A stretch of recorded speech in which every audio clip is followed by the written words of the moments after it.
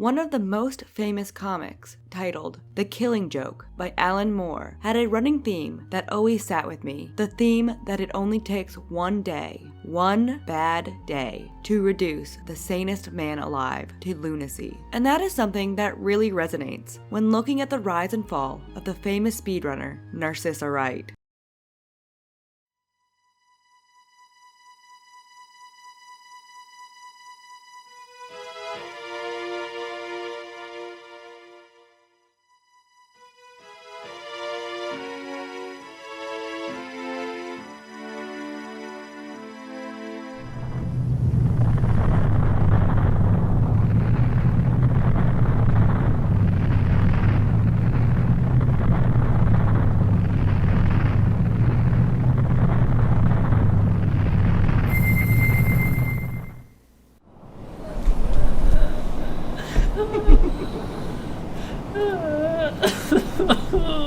I'm out of my fucking mind, out of my mind, I'm out of my fucking mind, out of my fucking mind, I'm out of my fucking mind, GG, golly, oh my, I was doing fine, once upon a time, till my brain left and it didn't say bye.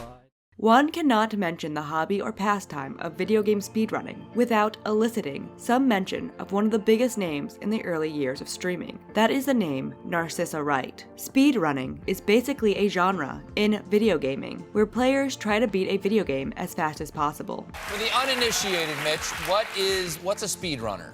Someone who beats a game as fast as you possibly can. The skill of speedrunning doesn't amount to much real-world use, but audiences genuinely enjoy watching players either use skill or knowledge of bugs and exploits to get through a game as fast as possible. Speedrunners will spend hundreds of hours to master a certain game, just so they can have some claim in the community. It, honestly, can be a maddening hobby.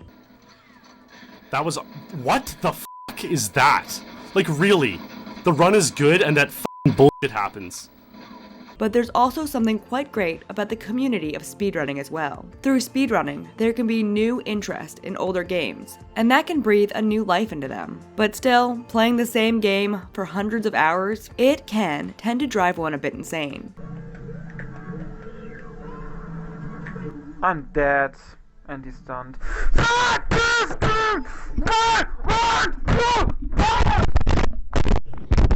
One of the players who used to get many world records, and thus gain thousands of live viewers watching them beat a game, is the player Narcissa Wright. But this wouldn't be a rise and fall story if Narcissa remained at the top. And going back to the opening, this may be due to one bad year. But let's start from the beginning.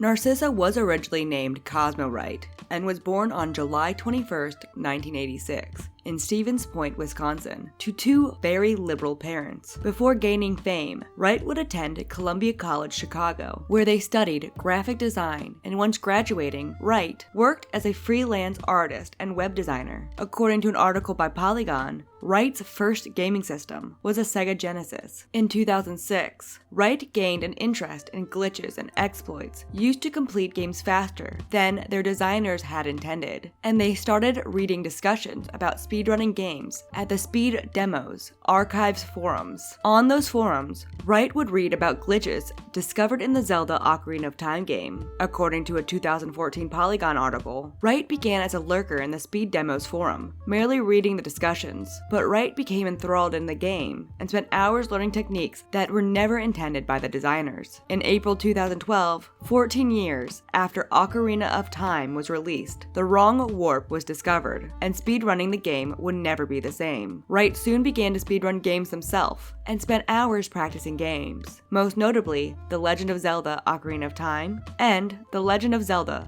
The Wind Waker. Wright practiced both of the games for hours while streaming on their Twitch account, building up a large audience. The first notable achievement for Wright occurred in 2009, when Narcissa and Daniel Giano Hart together created the website Speedruns Live. The two aimed to create a richly developed speedrunning racing platform platform through an internet relay chat community run by RaceBot. The website soon grew to host many speedrunners who livestreamed through Twitch. Narcissa, who went by Cosmo at the time, would express why they got into speedrunning. Like, at first I was guilty, like, oh, I should, like, stop these freelance projects and stop streaming and just get, like, a full-time job, because that's what people do. And then, instead of doing that, I became less and less guilty over time when I started realizing that more and more people who come to my stream, like, were legitimately entertained, and, like, they would sit there for hours, and, like, I would actually, like make some sort of effect on people, that people would actually care, and it'd actually be more meaningful than just like doing some stupid shit in a game or whatever. So that's why it's a big part of my life now, and it's kind of weird, but I'm cool with it. So that's when the guilt went away, and then I was still doing freelance stuff, and then I realized that unless I am truly deeply invested in a project, I'm not going to do my best work. And why should I do stuff that I don't care about when I could just like try harder with something I do care about? So speedrunning really began to pick up attention in 2011. According to Polygon, in late 2011, speedrunning's popularity began growing. Viewers soared from less than 100 to over 8,000 for top streams, says Jarrett Rhea, community manager at Twitch, the top video game streaming website. During this time, the Speedruns live website would compile Twitch streams and run live races so that anyone can join and stream. Now, a definite timeline of Narcissa's early years and rise to fame is spread throughout hours upon hours of live streaming, and I must admit myself, I am an outsider looking into the community. But the first speedrun I could find of Narcissa was from the year 2012, a live stream from Awesome Games Done Quick 2012. Awesome Games Done Quick was an event that happened in January 2012. An upload of a stream from the event was posted to the YouTube channel Speed Demons Archives DA on March 11, 2012, and has gained over 300,000 views since. The footage is a 2-hour, 35-minute speedrun, where Narcissa, going by Cosmo at the time, sat in front of an excited audience and discussed how they handle each part of the game to speed through it faster. The style of speedrunning Wright was performing at this event was titled MST, or Medallions, Stones, and Trials. After the run was over, the entire crowd was still there, sitting for over 2 hours watching someone play a game, and then at the end they clapped for Wright. And now 235 flat. Alright. It is also pointed out at the end that Wright currently held the world record in beating Zelda. The world record is 231.45, so I'm pretty happy with that. That was awesome, man. That was awesome. And before you ask, he does hold the world record. Yeah.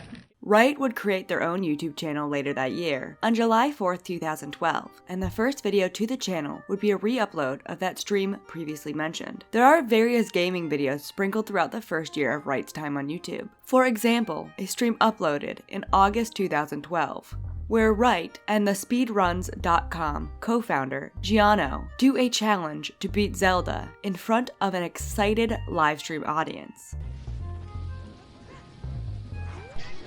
he's going for the thrust. Yeah, the thrust. The signal maker. He died. Oh my god. Yeah, dude. Max and Samurai Man are both fighting at the same time. The first publication I found mentioning Wright's early career was from a website called stuff.co.nz,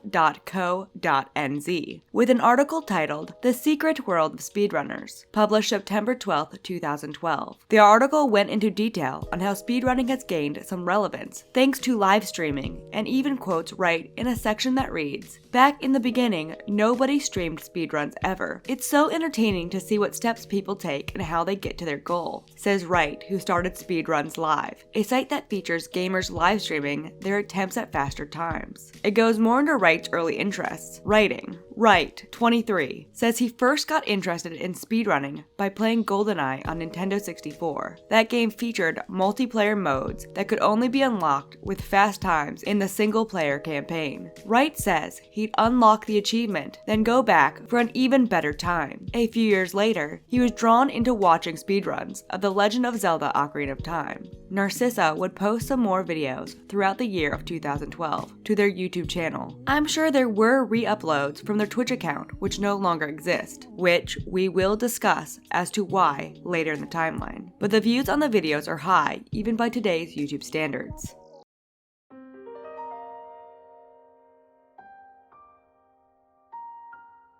With the coming of 2013, Wright continued to flourish. One thing to note is something in the early months of this year, Wright quit doing their work as a freelance artist and became a full-time streamer. And according to the Polygon article, Wright had over 100,000 Twitch followers, which is quite a feat for that time period. Not only that, Wright was even someone Twitch spoke to with about their policies early on. Wright did a lot of streaming this year, though their Twitch content only exists in YouTube re-uploads. I saw some more Wind Waker gameplay this year, which is a GameCube Zelda game. Narcissa returned to Awesome Games Done Quick in 2013, and there's footage of them playing Wind Waker there. And Wright also reached a massive achievement there as well, defeating the Ocarina of Time game in a mere 22 minutes and 38 seconds in front of a live audience. The game takes a typical player to beat in a minimum of 27 hours. This was quite the accomplishment. The stream of the gameplay was uploaded to Narcissa's old channel, called formerly Cosmo Speedruns, January 14th, 2013, and has garnered over 1 million views, making it one of the first viral videos on the topic of game speedrunning. The speedrun itself starts with Narcissa telling the story of how they got into speedrunning. And it's kind of been quite a story how it's come to be this way. Years ago in like 2005, it was mostly natural route. You would just kind of go through the game, you know, in the order intended. And then people realized, oh, well, we could probably skip the Lens of Truth if we like memorize the Wasteland, so that you could like skip the Lens of Truth and, you know, get through the Shadow Temple without the lens. And then more things got discovered, and eventually this guy named McCrite found this thing called the Trials skip, where you push this statue against the wall, and you can get through the wall and get up Ganon's tower without beating the 6 like mini dungeons. And we call those the Trials. And that was kind of like the first major skip in the game. And shortly after, like, there's a whole group of people all trying to discover stuff at the same time. They were all on the Speed Demos Archives forums. There's basically like Ocarina of Time threads that have like hundreds and hundreds of pages that go way back, and like there would be new posts every single day. I remember I was like really, back then I was just like a lurker. I was just like, man, like this is cool stuff. I would just like read the threads every day, like, oh, what are they gonna find next? Because you know, it's like such a cool game, and I'm like really fascinated personally, and I know a lot of people here are as well. The run is flawlessly run by Wright, and throughout the stream, they gave details about the run. Right there I did a Navi dive to get out of the forest early without beating the Deku Tree. I'm gonna be heading to Kakariko now.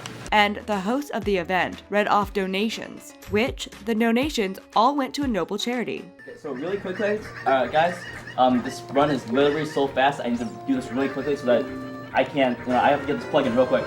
If you guys need to donate now. This particular 80% is gonna be over really, really quickly, alright? I myself don't really care much about watching people play games, but I was in awe by this stream, and how Wright used an exploit in the first dungeon to defeat the boss and die at the same time to reach the last level. Okay, so what that did was, it took me...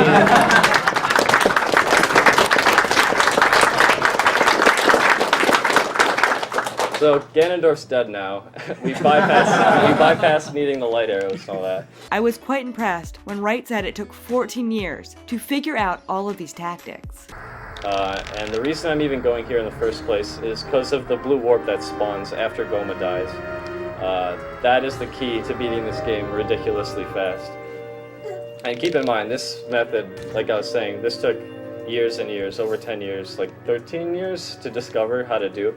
So I've beaten Ocarina of Time myself, but it took years because I suck at video games. The whole run is wild, and it really emphasizes Wright's knowledge of how games work, and I myself don't understand how Wright knows it, but it's genius. This is kind of how this whole run warping thing works, is because it knows it's supposed to load a cutscene, and it also needs to load the basement. And the way they did it, the way they handle cutscenes after you beat a dungeon, is that it adds a value to the location. So instead of Kokiri Forest, it's like Kokiri Forest plus 5. 5 being the cutscene it needs to play. I recommend watching it. At one point, Narcissa talks about how hard it is to do one technique, then does it perfectly within seconds. It's also extra hard too because I have to use the C stick to hit C up and it's frame perfect. Yeah, I guess so. Got it.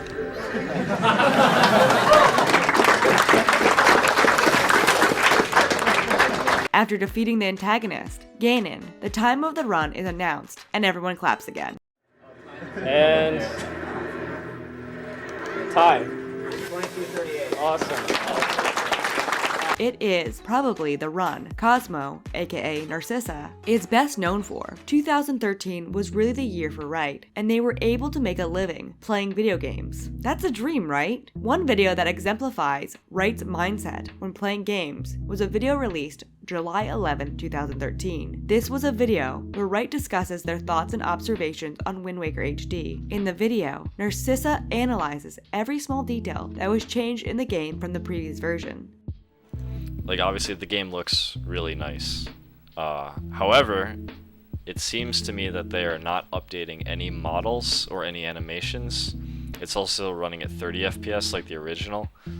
So it seems to me like it's very much the original game, just upscaled with nice shaders and stuff like that. And talks about stats easily as if second nature, and concludes that they hope the game will still be fun to speedrun with the changes. It would be very awesome to speedrun this game, and I don't want to deal with cyclist luck, and I would love to stream this in glorious 1080p, and everyone could enjoy it. As mentioned before, I'm not a gamer myself, but I have played a Zelda game before, and I've even purchased an updated Zelda game. And besides obvious changes, I wouldn't notice all these slight differences, like Narcissa is noting. Wright's knowledge of the game Wind Waker would lead them to revolutionize many glitches in the game, and even got a technique named after them called the Cosmo Hop.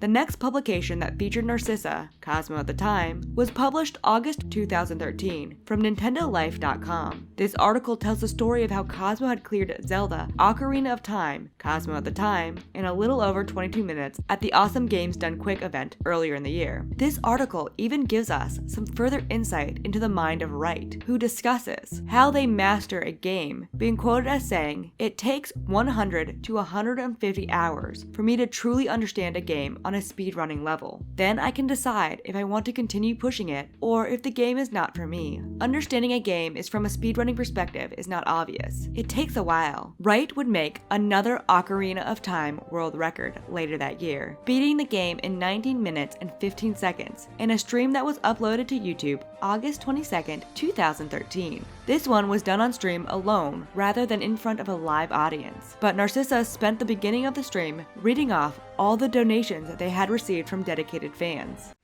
I received $1 from Quinn. Shrek is love. Shrek is life. Thank you, Quinn. Wright utilized the same techniques as the previous stream from earlier that year at the gaming event, but this time, they tried and achieved the hardest glitch, according to them. If I get the Void Warp first try, this has serious potential, but the Void Warp's the... okay. The Void Warp is the hardest glitch in the entire run, by far.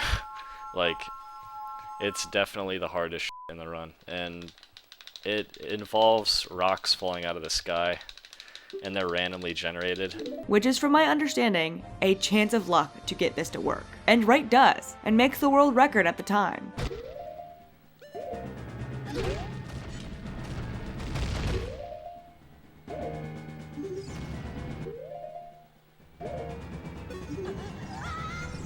Holy this might be a world record. I bet it was amazing to watch live. At the end, Wright expresses some happiness, but continues to emphasize that they want to do better.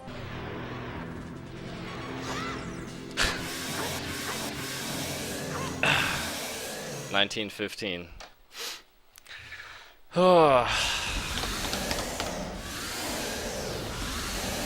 Damn, that Ganon fight was not good.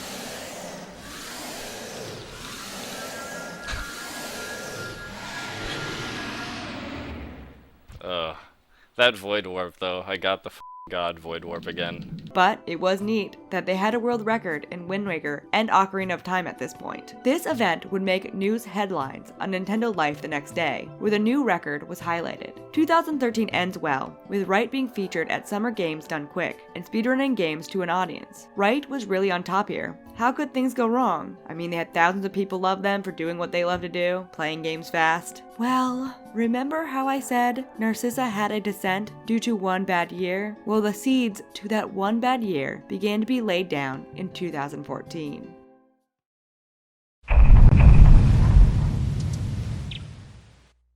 One thing I had previously not mentioned was that Wright had a girlfriend at the time. The girlfriend's name at the time was Adrian. Adrian had appeared on streams before as a loving girlfriend. Many people considered her far out of Wright's league, but to lonely gamers, this all seemed like goals. Wright was kind of top dog in all aspects in terms of the community. Wright was identifying as a male back then, and as a guy, Cosmo was not particularly handsome. Cosmo was scrawny, Cosmo had nerdy hobbies, but they made thousands of dollars playing video games, and had a cute girlfriend to boot. We'll get to the girlfriend's importance when it becomes relevant in 2014, but the year does start out well for Wright. January 9th, 2014, a Polygon article was written about Wright, about how they make money by playing Zelda. The opening of the article read, "Cosmo Wright is one of the few people in the world who can make a living playing video games. But unlike the professional gamers who battle against other humans in Dota 2 and StarCraft 2, Wright's renown comes from capitalizing on the glitches of childhood classics." The article would go on to speak on how successful Wright was at making a living off of streaming. It also writes on how Wright and other speedrunners would raise money for charity. All in all, it was a really positive article, describing Wright's talent, skill, and achievements. Wright got their own Wikipedia article written on them, and on February 1st of that year, they read through the article talking about their achievements in gaming, and agreed with the article.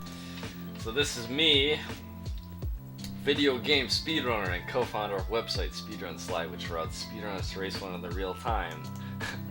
2, 3, 4. In 2013, Wright held the world record for fastest completion of Ocarina of Time, Wind Waker, Paper Mario, Castlevania 64. That is true. Whoever wrote that did their research. But Wright ultimately says that they don't like talking about themselves. I don't know. I don't like to advertise my age and my real name and my place of birth too much. You don't like to advertise your real name? A lot of people think Cosmo Wright is just like a screen name. And did agree that they are a professional speedrunner. Occupation, speedrunner, gamer. I think this might be better as like occupation, like live streamer, because that's kind of how I get the income anyway. But yeah, it's true. I am a professional speedrunner. Not only that, they also got the new world record for Ocarina of Time, defeating it in 18 minutes and 10 seconds in July of that year. But things behind the scenes were allegedly not going well. Awesome Games Done Quick 2014 happened in January of the year, and according to rumors, Adrian had cheated on Cosmo multiple times. Though no surefire information I could find exists, but throughout many forums such as 4chan, Reddit, and Kiwi Farms, the rumor that Adrian was not faithful, specifically at Awesome Games Done Quick 2014 spread. There were also other allegations of her cheating at the Summer Games Done Quick 2014 in July. Someone in 2017 would post on Kiwi Farms the time she cheated that were confirmed by multiple people. July 2014 at Summer Games Done Quick. Sucked on 2 different guys' dicks. I'll call them B and Z. She sucked B's dick at a room party while Cosmo was in the room. Sucked Z's using her friend's room while no one was in it. The whole time she was talking to both dudes romantically and getting close to them. Sort of what you do when you like someone but you're not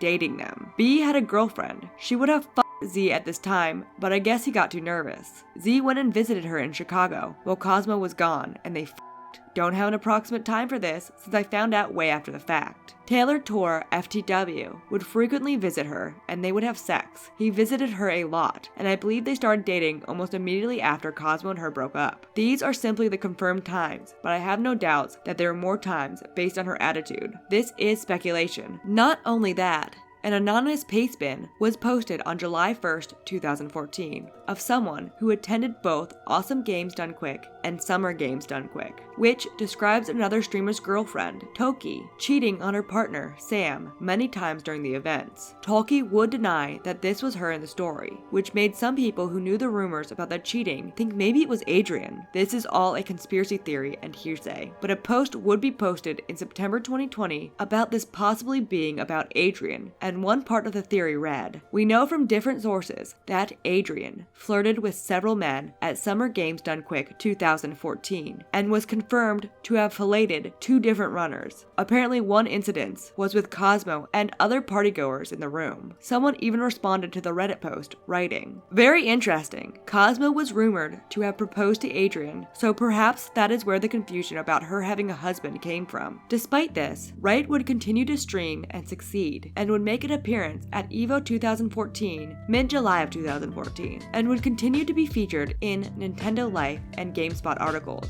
And just to take a little nice nostalgia trip back then, August 24th of that year, Wright participated in the Ice Bucket Challenge. My name's Cosmo Wright. I've been nominated for the ALS Ice Bucket Challenge. I'm gonna dump this over my head. I'm gonna donate as well. I'm also nominating Trihex, Worcester, and Runner Guy 2489 to take the Ice Bucket Challenge.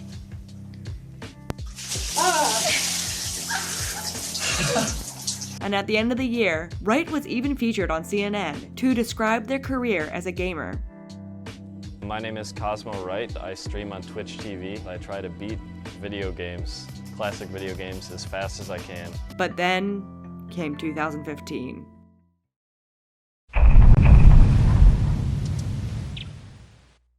Narcissa, Cosmo at the time, attended Awesome Games Done Quick again in 2015. Wright was still dating Adrian at the time, despite the circulating rumors of infidelity. But according to Wright, they were sexually assaulted at the event. The clip of this detail is gone to time, thanks to Wright's Twitch channel no longer being in existence. But archives from the Sam and Toki Reddit can be found discussing the clip from Twitch. The Reddit post read, "Narcissa talks about sexual assault at Awesome Games Done Quick," to which Haberdasher responds, "Sounds like it was some drunk guy. Seriously hate when guys get drunk and think it's okay to fuck around with other guys, trying to be funny, but really they're doing it to get turned on. Like what happened with Terry Crews getting his dick grabbed at that party." By the way, Narcissa said who it was before. I looked up the name and it was someone so irrelevant, I don't even remember. There were even pictures of the alleged assault posted. I'm not sure the actual truth to this event, but I felt it necessary to detail. Whether or not this affected Wright at the time can't be deciphered, because Wright went back to normal gaming after this. Wright posted a compilation on their melee fights to their YouTube channel on August 12th, showing their skill at maining at Zelda. But apparently, there were some other things that led up to signs of Wright cracking, up until the inevitable breakdown that would happen later this year. One was a clip of Wright rage quitting a stream April 22nd, 2015.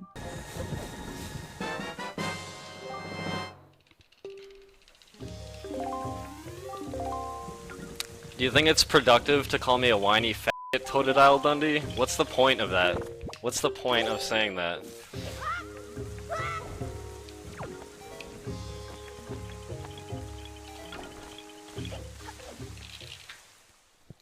Like, great f***ing contribution, man. F*** you, asshole. Jesus Christ. I'm just done with this shit. But that was a drop in the bucket to what happened next.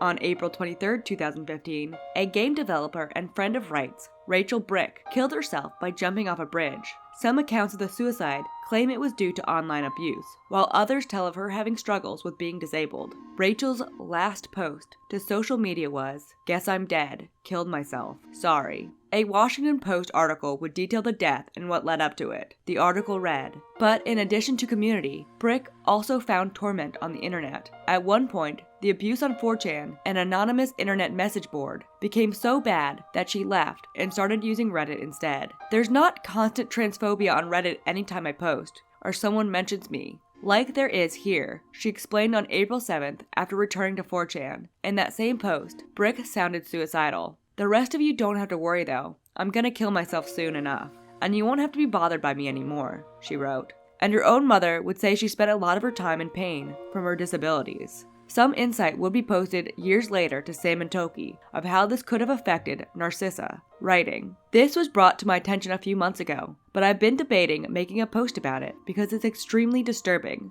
I'm not going to say who sent me the messages about this. They told me not to say where I got this info and to pretend I found it all myself. But I will say they came from a very reliable source. But like I said, I've been reluctant to post about it because it's so disturbing and I don't personally know much information about it. So I'm just going to repeat what this person told me. The theory is this was the real cause of Narcissa. Cosmo and this girl were extremely close. The source provided me with multiple Twitter posts and other pieces of evidence to back this up. This girl became so depressed and ended up committing suicide. This happened while Cosmo was in the middle of trying to competitively speedrun Wind Waker HD. And when this girl died, Cosmo didn't stream for days. When he came back, he never did a serious speedrun attempt again. This lines up to right around the time he started doing the weird streams like no face cam, no mic, streaming only once or twice a week instead of every day. This event marks the beginning of the decline. This story has been kept secret for a while by a lot of people. Anyway, that's all I've heard about it. I don't know how accurate it is. I'm just reporting what others have told me. And Wright would have another hit to their existence a few months later when they attended the Nintendo World Championships, June 14th, 2015. This would be the event many people would think changed Wright for the worst. Wright was invited by Nintendo to attend the event along with 15 other players. Wright managed to reach the final round of the competition, where they faced off in the game Super Mario Maker against someone who is mostly unknown in the community, John Numbers. This was the final game of the championship, and Wright choked, and Wright choked bad. Having trouble with the first set of jumps though, not quite getting the timing down. It looks as if they couldn't even get past the first obstacle. Oh, Cosmo having some trouble with that last section. Trouble doing volumes at the start. It was a crushing defeat in front of a crowd of thousands of people, and the director of Nintendo, Shigeru Miyamoto. World 2015 World Nintendo World Champion! They're on their feet for the new champion! Let's hear it for John Numbers!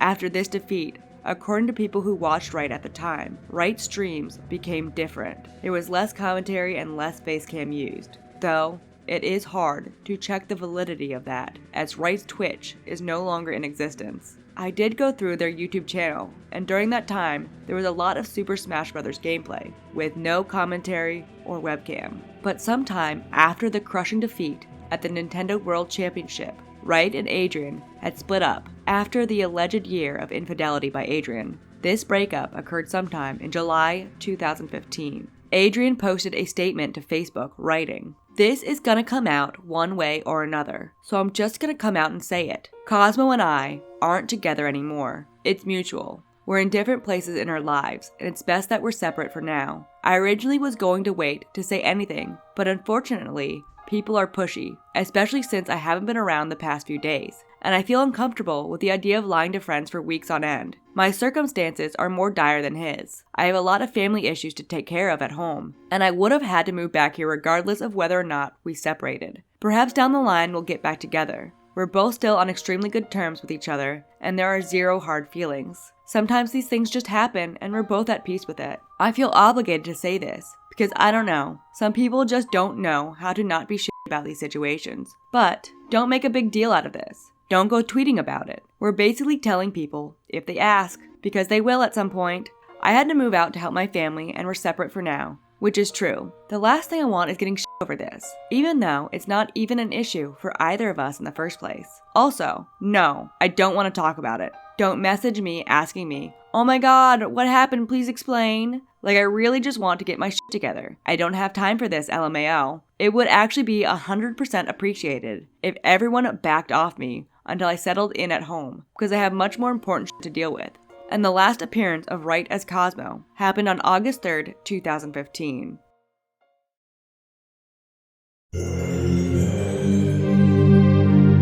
And then, after silence, on November 2nd, 2015, Wright returned, but was no longer Cosmo. This was the day that Wright came out to the world as her new self, Narcissa Wright. An article that was posted on Medium tells the story of this coming out event from a trans perspective, writing, Narcissa Wright is a household name in the speed gaming world. She democratized speedrunning by co-creating Speedruns Live, where anyone of any skill level can find community and run games, then became perhaps the most famous speedrunner by absolutely destroying the Ocarina of Time record in a video that brought the intricacies of speedrunning to the masses. And on November 2nd, 2015, she posted an innocuous photo on Twitter of a couple of pill bottles, a photo that sent a very clear message to a very small but perceptive audience. To us it read, I am a transgender woman. There were signs of Cosmo being trans before this announcement. Her friends said it was a long time coming, and Narcissa had been painting her nails prior to this, which caused the audience to question her identity. The name that Wright had chosen was already questionable. Narcissa is the female version of the Greek name Narcissus. The Greek myth about Narcissus is the origin of the word narcissism, for Narcissus died due to his own infatuation with his beauty. The reaction to this coming out was pretty mixed. The Medium article that I quoted earlier details on this mixed reaction, writing, Narcy's first stream after coming out was a few days later. She'd set her chat on Twitch to subscriber only in an attempt to keep out the trolls. This meant you had to donate $5 for the ability to post messages others could read. That first stream had about 20 or 30 curious queer people like me who bought into chat, plus a few dozen longtime subscribers who stopped by to congratulate her and show that their support wasn't going anywhere. There were a couple hundred viewers total. It was active, vibrant, wonderful, and supportive. Just a thing I'm sure we both needed during those scary first steps into the public eye. As time went on, total viewership dropped, with 600 becoming 500, becoming 400. Narcy took things in stride, memeing about how many followers on Twitch and Twitter she'd lost, but it was obvious she was taking the exodus of some of her former fans pretty hard. But along with the shedding of portions of her old audience, the queer whispered network that permeated the gaming scene online gradually spread the word. The most famous speedrunner alive was one of us. Even as Narcissa's total viewership dropped, the number of subscribers and donors rose, and every time she streamed, nearly every day, a core group of regulars was there to chat with her and each other. Meanwhile, on the image board SRG, posters were posting mean comments about Narcissa's return, writing comments like, Cosmo is full of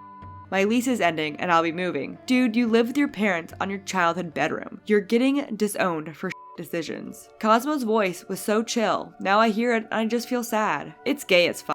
Holy shit, what happened to his voice? Cosmo just looks like a male school shooter right now, to be quite honest. Another person writes, I don't agree with Cosmo becoming a trans, but I do feel sorry for him. That voice sounds closer to James Earl Jones than it does to even the manliest woman. And there were even posts on Reddit commenting on the coming out, getting positive upvotes. The one that I found wrote, what the f happened? First he quit speedrunning to play the new Smash and Meme Maker without any cam or some emo black and white and now he's pretending to be a girl with a fucking retarded name. And not only is his chat sub-only and filled with Tumblr facts, his fucking VODs are sub-only too. He even took all the speedrunning stuff out of his bio. Now the only thing that he'll be known for is being a and no one will ever care about any of the actual cool stuff he did before. Cosmo, the great Zelda speedrunner, reduced to a nobody with a sub-only chat filled with nothing but hugbox facts, talking about girl shit and telling Narcy how brave she is, to which one person responded, woo! I'm glad I came here, and found some people speaking honestly about this, lol. Weirdly, I've seen the exact quote,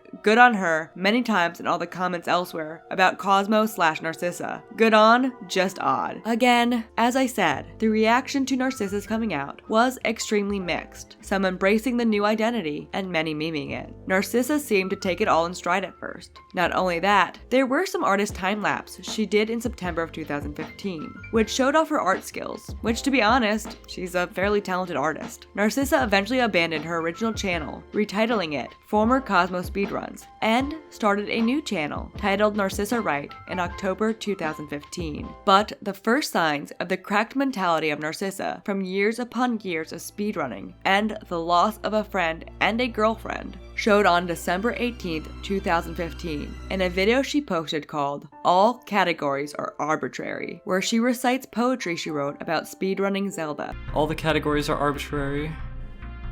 Finished painting my nails, doing my makeup, put on some mascara, roll up my thigh highs. All the categories are arbitrary. It was received negatively, and it was not what her audience, except very diehard supporters, wanted to see. I would assume that at least a decent amount of gamers would be okay with the change in appearance and tone of Narcissa if she continued to play games and explain them to the audience, but they did not want to hear deep poetry about Zelda speedrunning. As OT90% shifts back to VCJ, my mind wanders to the S adapters and to the virtual console that doesn't crash when GIM is performed. This was all setting up to Narcissa having a mental health crisis in front of thousands of people. Narcissa uploaded another update December 30th called Vlog 12/30/2015 and got ratioed on this as well. This video was an announcement that she had created a website to compare playthroughs for her Mario Maker levels. Comments are currently turned off, and 2015 ends on a sort of sour note. Another tragedy begins 2016. A Kotaku article was posted January 11, 2016 titled, "One of the world's best speedrunners can't speedrun anymore." The article detailed how Narcissa cannot speedrun anymore due to hand problems, most likely carpal tunnel. In one section, the interviewer asked Narcissa why she moved away from speedrunning, to which Narcissa responded, "I think it's all the years of playing games, but it got bad when Smash Wii U came out. I think I'm at 11,500 matches now. I played for long sessions. I was playing Melee at the time too, and that's even more demanding on your hands. If I play too long, it hurts a lot, and it hurts for a long time afterward. It's been a huge problem. It made me feel like maybe I can't get back into speedrunning as much as I want to, with Castlevania and stuff. I don't have health insurance right now. I'm trying to get that settled. I walked into a physical therapy place, but they told me I need a doctor's note and insurance. I want to get that figured out in 2016. Further in the article, Narcissa speaks of how she had lost a lot of her audience due to her not speedrunning anymore, running at one point. "A lot of people don't like my content now, but that's fine. They can go watch something else." But it wasn't fine, as you will see as we go further. But Narcissa continued to be optimistic throughout the article, saying that she was thinking of creating her own game. She also talked about the reaction to her transition, saying, "Yeah, the internet is definitely not always a nice place, but I felt like this was a long time coming. I just sort of kept pushing it back and pushing it back. I finally decided to accept myself. A lot of people do not understand, and a lot of people leave really mean comments all the time. It's kinda draining, but at the same time, I have zero regrets. I know I'm doing the right thing. People can either get over it, or they can go watch someone else." And in another section says, "Yeah, there's a lot of that. I got a huge surge of support initially, and it still kinda continues. But there's also the huge negative crowd, which you can see in YouTube comments and on various other websites. People try to drag down others for some reason. Maybe they just don't understand it. It's okay. I still get a lot of support from a lot of people, and I have close friends I talk to. I just feel good about everything." One thing Narcissa said in the interview was pretty telling of what was going to come. In a section about her shift in content, she says, "I'm definitely taking it one step at a time. I don't plan on going and doing something because that's what everyone wants to see. I know people want to see certain things out of me, but I want to focus on what I'm actually passionate about. Maybe that's kind of ungrateful. It's like, I'm only gonna do what I'm passionate about. Now please pay for my existence. Maybe that's super entitled, but I feel like I'm at my best when I can work on things I'm actually passionate about." To be honest, it was a fairly positive article. Narcissa reacted reasonably to the hate she was receiving, and seemed level-headed at the time. It was pretty terrible that her health was deteriorating, and taking away the skills that she had spent years perfecting, speedrunning. Despite the positivity expressed in the article, Narcissa was not doing fine in the face of negative comments. She expressed this in a short vlog she uploaded February 2016, where she says she had to turn off comments on YouTube due to how much they hurt. I had to disable comments on my Melee video, and I just wanted to let you know that that upset me. And it makes me feel hurt because it feels like if I show vulnerability, everyone pays attention. But if I work on cool stuff, it's like I don't get any credit for it. And says that she is insecure about her voice. I'm self-conscious about my voice. And that YouTube makes her sad. She posted another vlog on April 2nd, expressing more sadness. Here she informs her audience that she is 4 months into hormones, which she feels good about. And I feel good about that, but I've been kind of depressed lately. But says she has nothing to do now except to get high and sleep. as such, I spend a lot of time sleeping or just like getting high. So... Narcissa's depression over the online comments manifested themselves on April 7th when she deleted her Twitch channel with over 100,000 followers, albeit only temporarily, as it was reactivated on April 10th. At the time, she cited that this was due to the online abuse and criticism. She wrote on Twitter, "Just so tired of the shit I get from people. Total lack of respect makes me want to give up on the world. Today feels like the worst day in a while. I want to die, painlessly please. I googled harmless suicide methods, but they all seem cumbersome. I don't think I'd actually go through with anything, but it sure is nice to fantasize about not having to deal anymore." She also expressed her depression in a YouTube video that she uploaded on April 8th. In this video, she expresses that she feels constrained by her past self. I don't know, maybe I just felt so constrained, constantly being judged to my past self in this moment in my life where it's not easy to like, obviously I'm gonna be f***ing awkward at first. And details her addiction to reading all the negative comments about her. It's just like reading all the garbage. I'm like addicted to reading garbage comments. YouTube comments, 4chan, and Reddit. There's a lot of places where people talk about me. And I read all of it. Like everything anyone says about me, I just read it. I have nothing better to do. I wake up and there's nothing to do. And I read it. I read it. And how tired she is of speedrunning.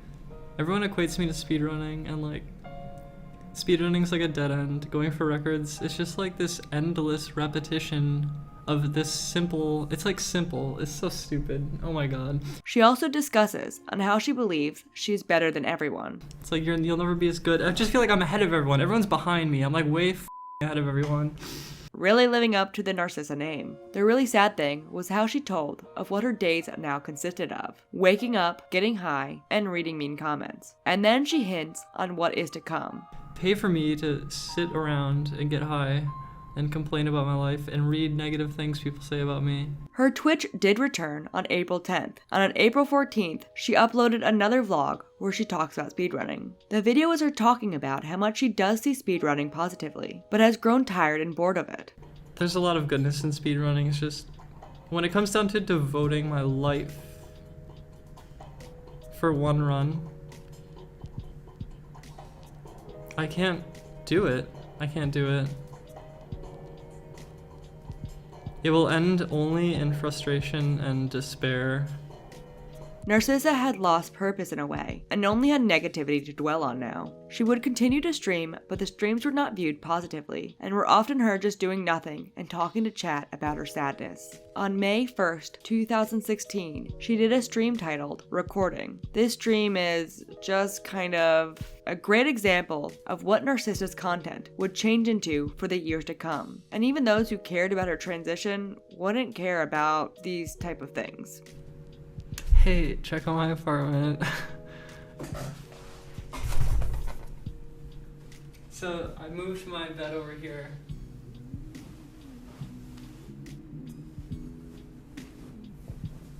Which is basically just blankets. And then I threw all my clothes off the camera so that it's clean now over here. And then I took out the boxes, the Soylent boxes, I took them out. She talked about her identity. I've always known I was trans. When I was young, like just after puberty, I wanted to be a girl. And back then it seemed more like this impossible thing.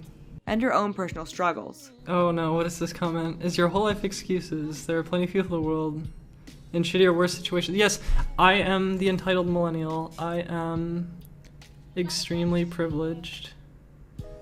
I am blessed. I have a wonderful life.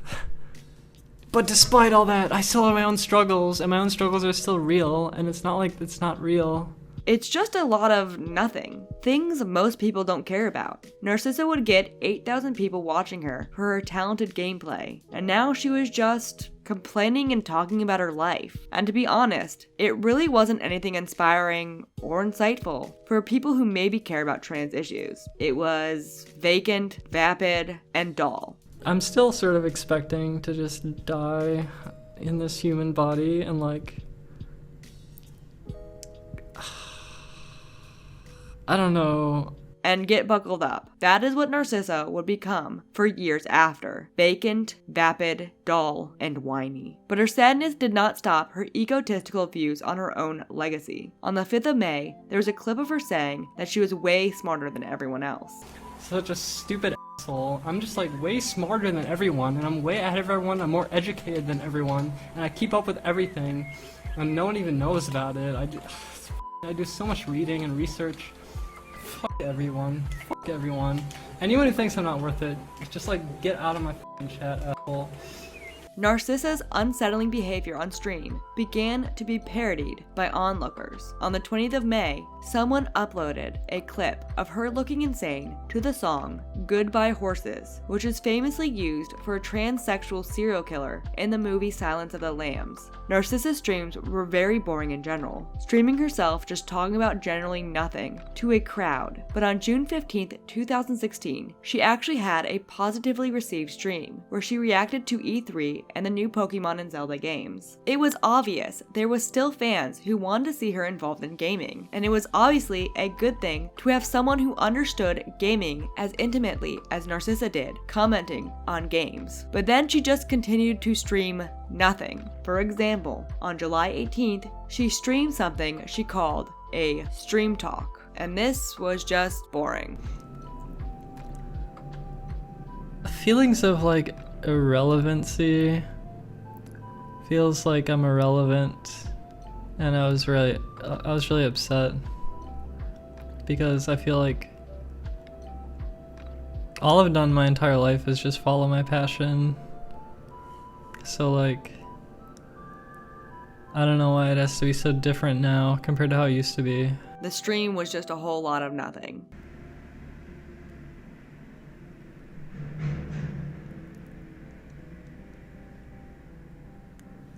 I'm doing pretty well.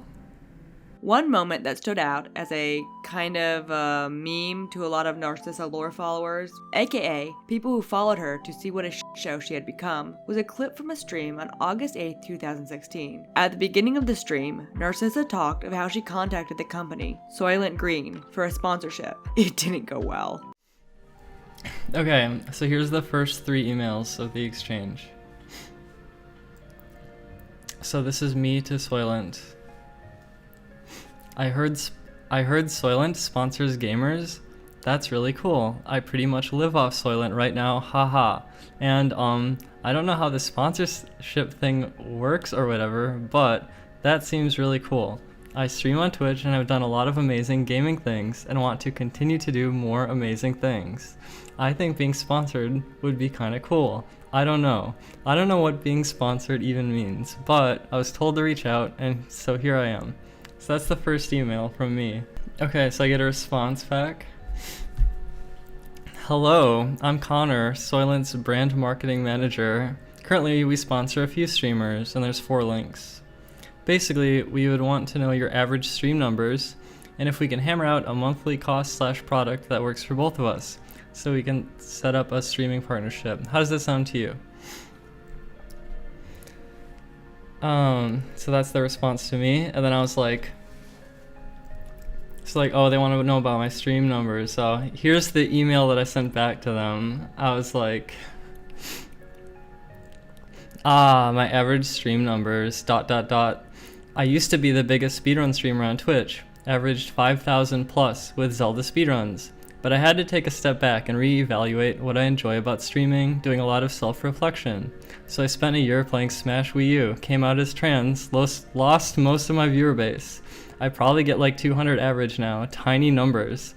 Although I feel like after I get my new apartment set up, I can really get going on my passion projects, and the numbers will rise again. You probably didn't want to hear that. I'm a spoiled bitch who does as she pleases, and I refuse to go back and play something I don't enjoy anymore. So that was the email I sent to them. People began to speculate that Narcissa was living on a diet of HRT, Soylent, and weed, which people thought was the cause of her sickly skeletal appearance. Narcissa was looking quite unhealthy and was acting sad, and the poor diet was most likely a contribution to that. Later in the month of August, she did a stream, August 27th, where she just sang for like 30 minutes.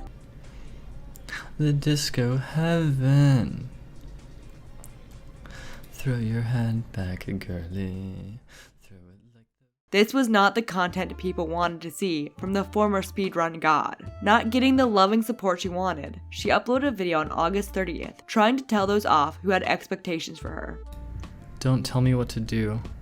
This video was then used as her channel trailer at the time, which the channel trailer is a video that welcomes people to the channel when they click on it, and that would be kind of a shock for anyone wanting to see what happened to their favorite speedrunner. Narcissa's life was paid for by her fans, and she was openly antagonizing them. This is something that doesn't work for any content creator, and is a common theme in popular e-celebs' downfall. And looking at the image board, SRG, sometime around this time, at least according to posts from August 31st, Narcissa received her first ban from Twitch for singing copyrighted music and switched over to YouTube. She had apparently sang Lady Gaga for 3 hours straight. Surely that was what her Twitch subscribers were paying for. September 5th brings another sad ranting video from Narcissa. She did a brief stream called Cut Off from the Hate Again, where she talked about how much the negative comments affected her. I feel like it's just too damaging. It's too damaging to be like constantly confronted by hate constantly.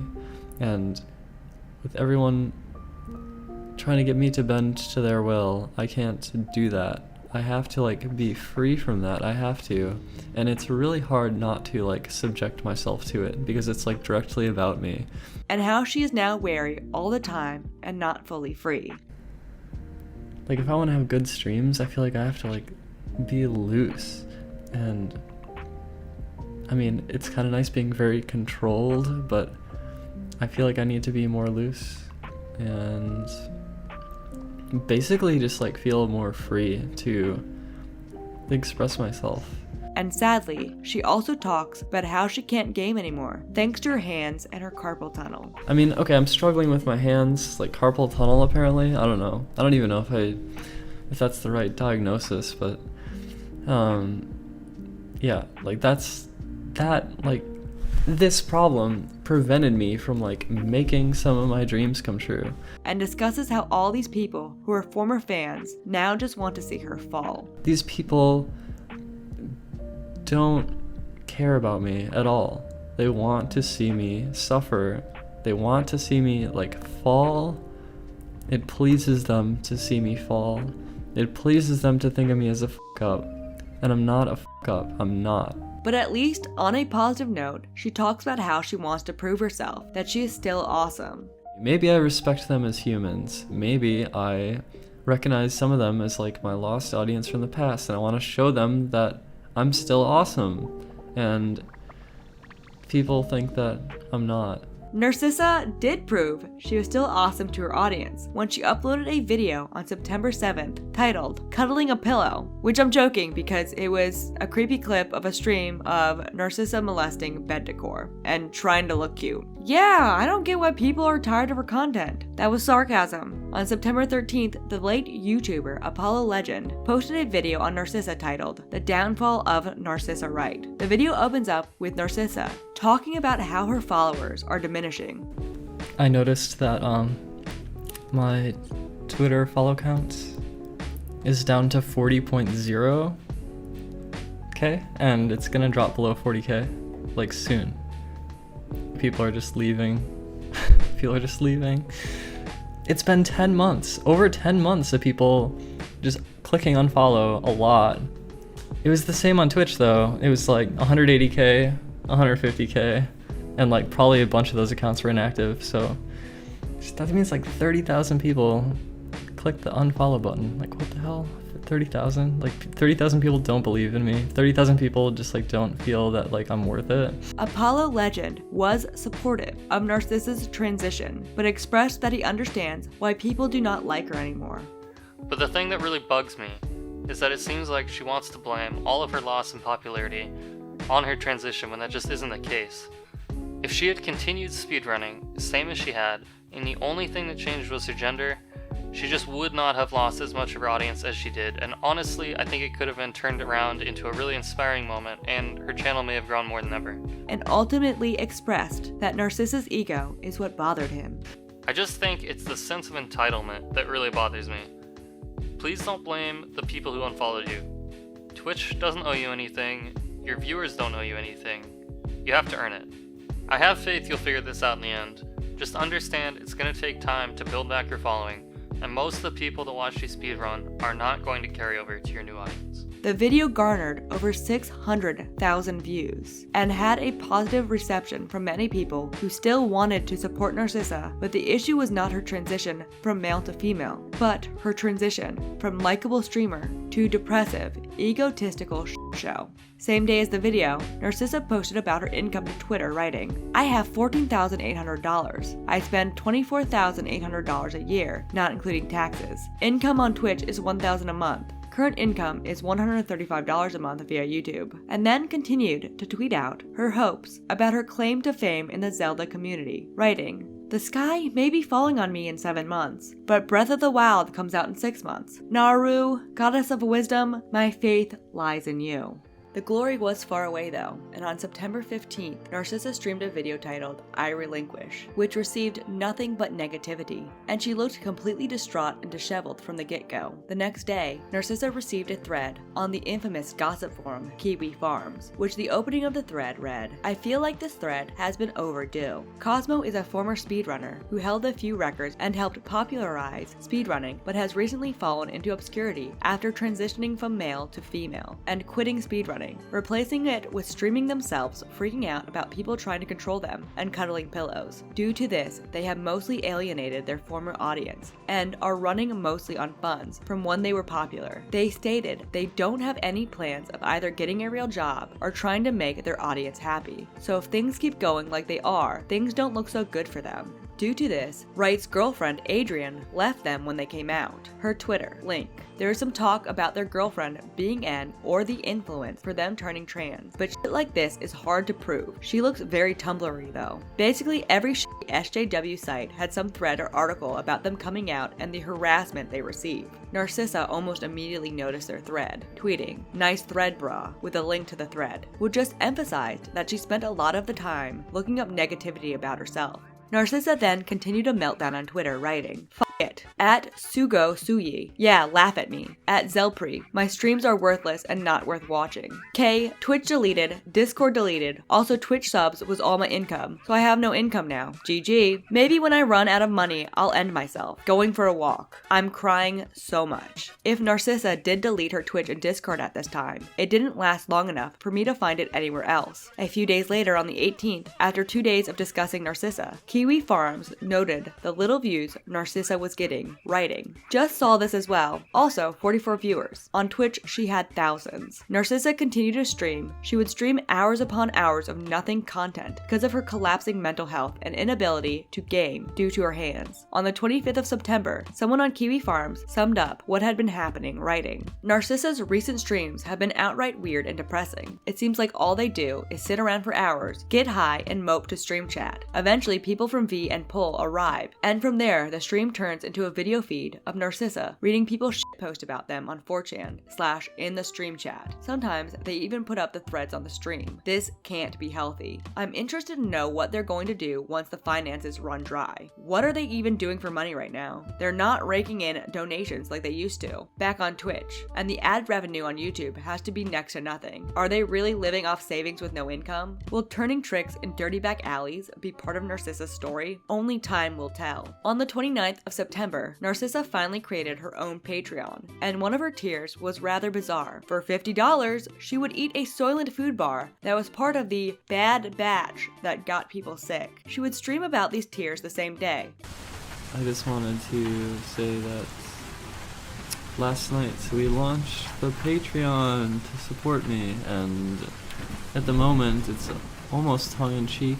It's almost like this deep satire Also, she discussed how her wrists were still fucked up and she couldn't game and had to find other ways to entertain the audience. And I can't even play games much because of my wrists. My wrists are like still messed up. I played a bit of Smash yesterday and like I could tell my left wrist was sort of like kind of sore even after not playing that much.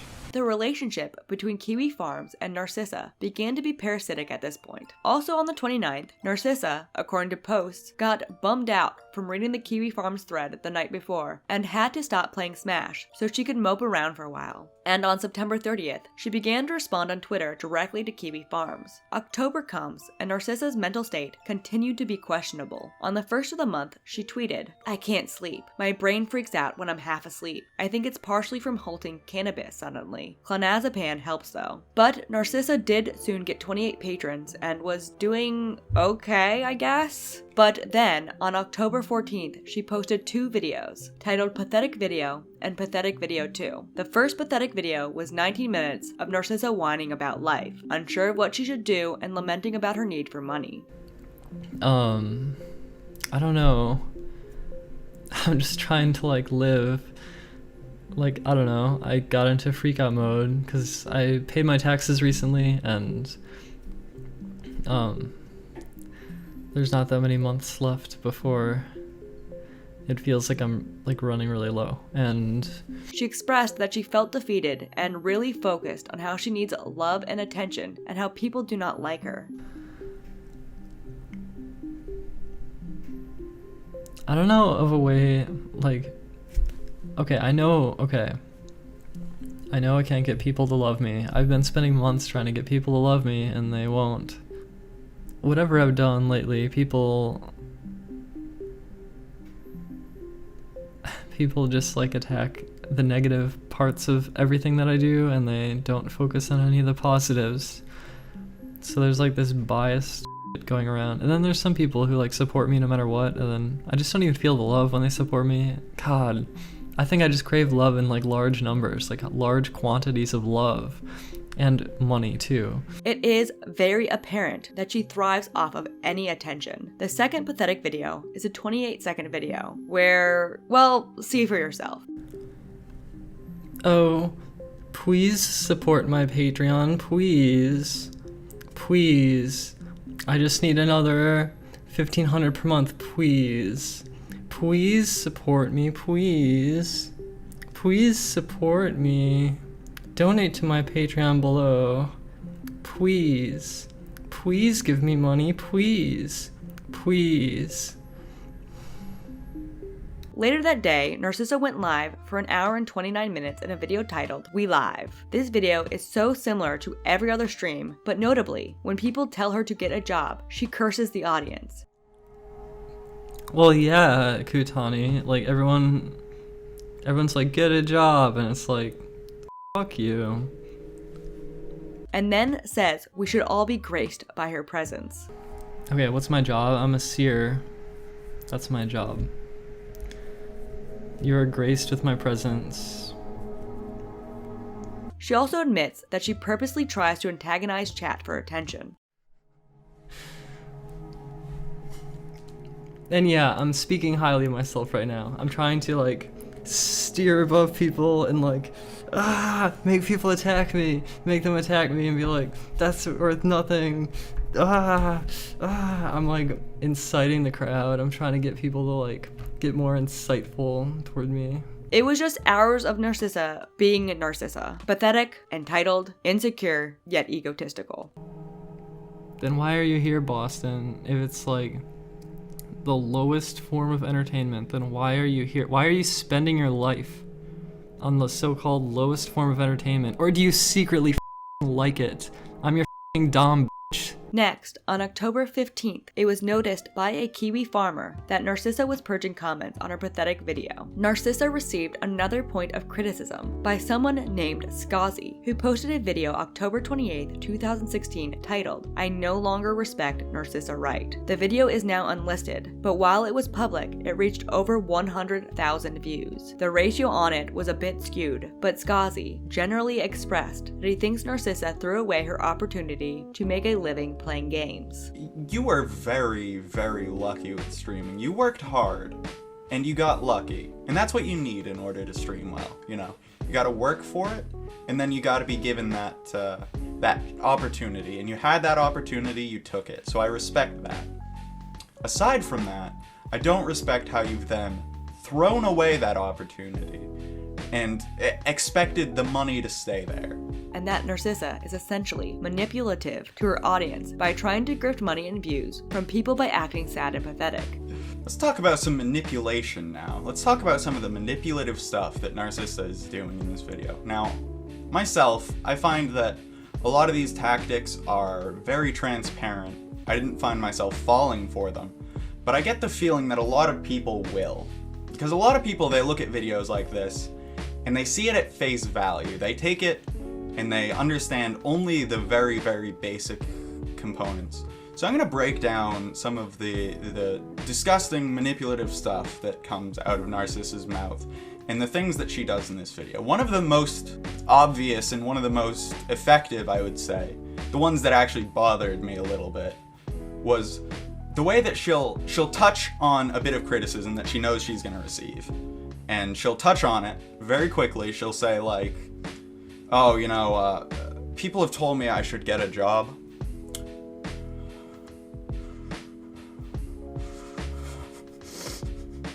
Anyway.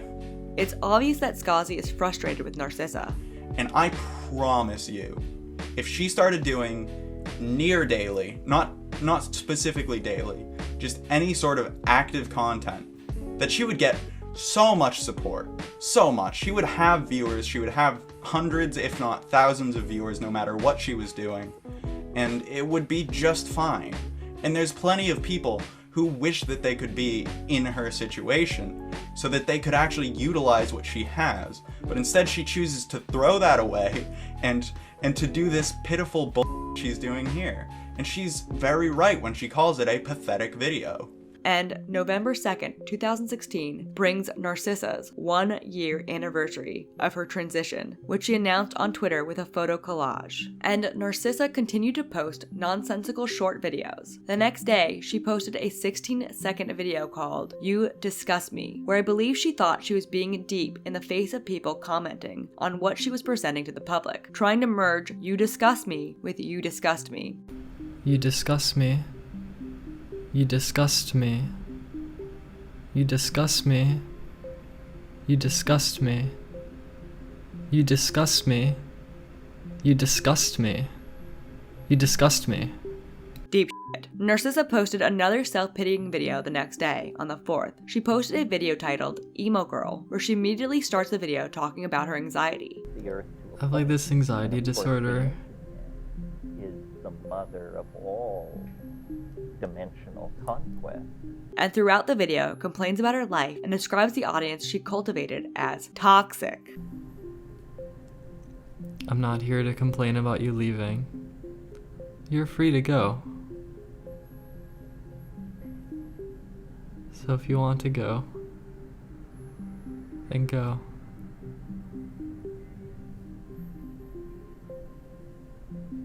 The relationship that I have with my past audience, it's too toxic. Which is never a good idea, to be so awful to people who support you. And not only that, Narcissa talks down to the audience and talks of how great she is. The landscape that I'm within, my digital landscape populated by you people, a bunch of memers who think I'm a joke. I'm actually brilliant. I stand by that. How nobody deserves to understand her, and then proceeds to tell her audience to go away. So, instead of just bullying me, you should lay off. You should stop, and you should go away.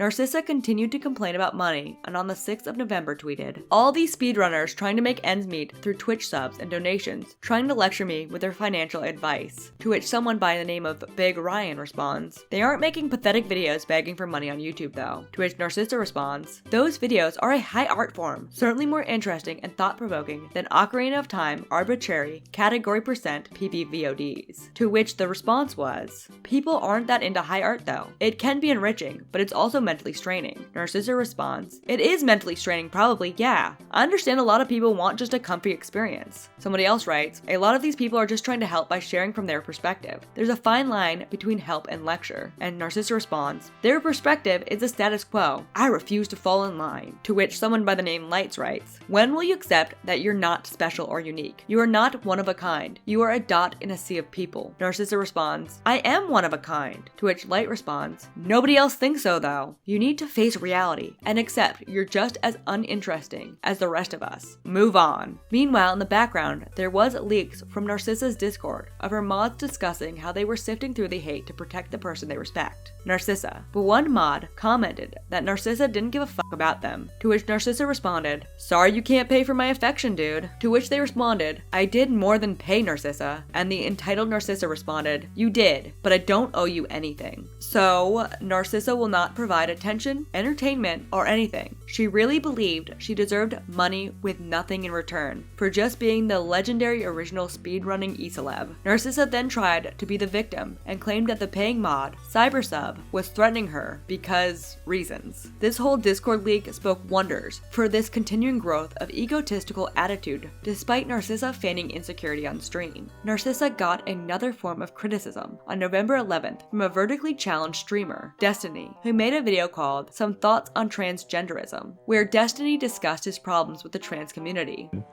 The two problems that I have with the trans community are, one, and I could be totally wrong here, this might be confirmation bias because the only people that are vocal end up being the ones that are a little crazy in the head. It seems like a lot of trans people have like a lot of other mental problems. Like, it seems to be pretty rare that I find somebody who happens to be trans and I just find that out, transgendered, and then rather than like a transgendered person has a lot of mental health issues. But maybe that's just like in general. Like, I guess like I'm thinking of people like Cosmo/Narcissa clearly has a lot of mental problems going on. And mentions Narcissa by name. So for instance, if you look at the stuff going on with Narcissa, Narcissa is f***ed in the head. She has severe problems with her life mentally, right? It's very obvious when you watch it.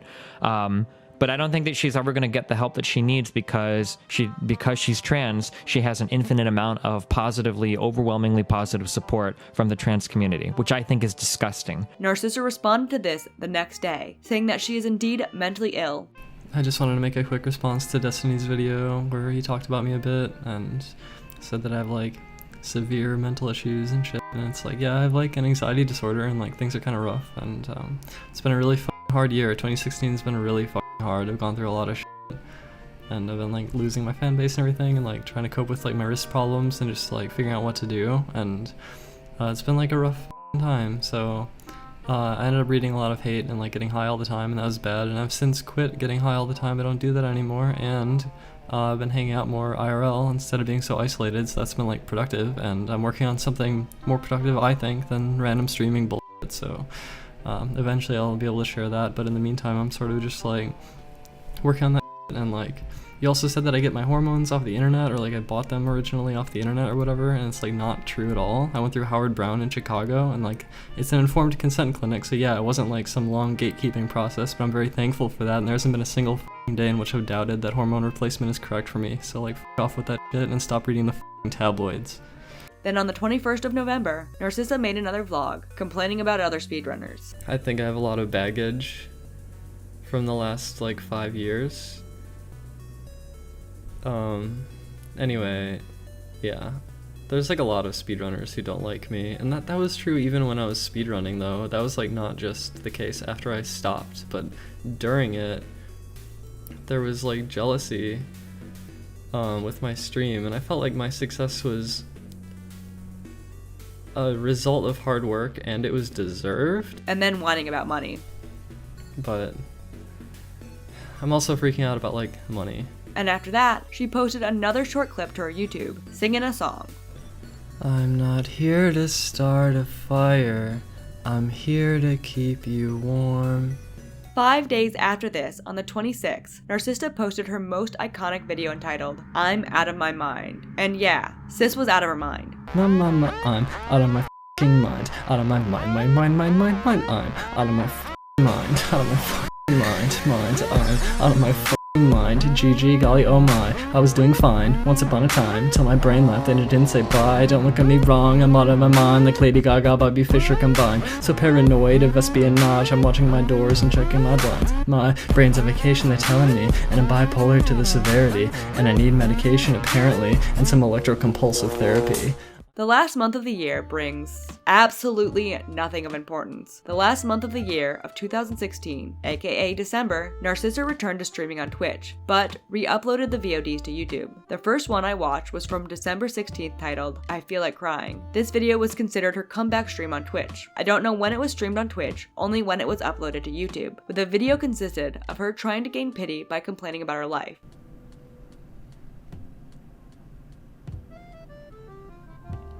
Well, yeah, I've been doing okay. Today's been bittersweet. It's like, it's my triumphant comeback to Twitch or whatever, but also I feel nervous and awkward, and I get reminded of a couple of things that have been bothering me about my streaming this year.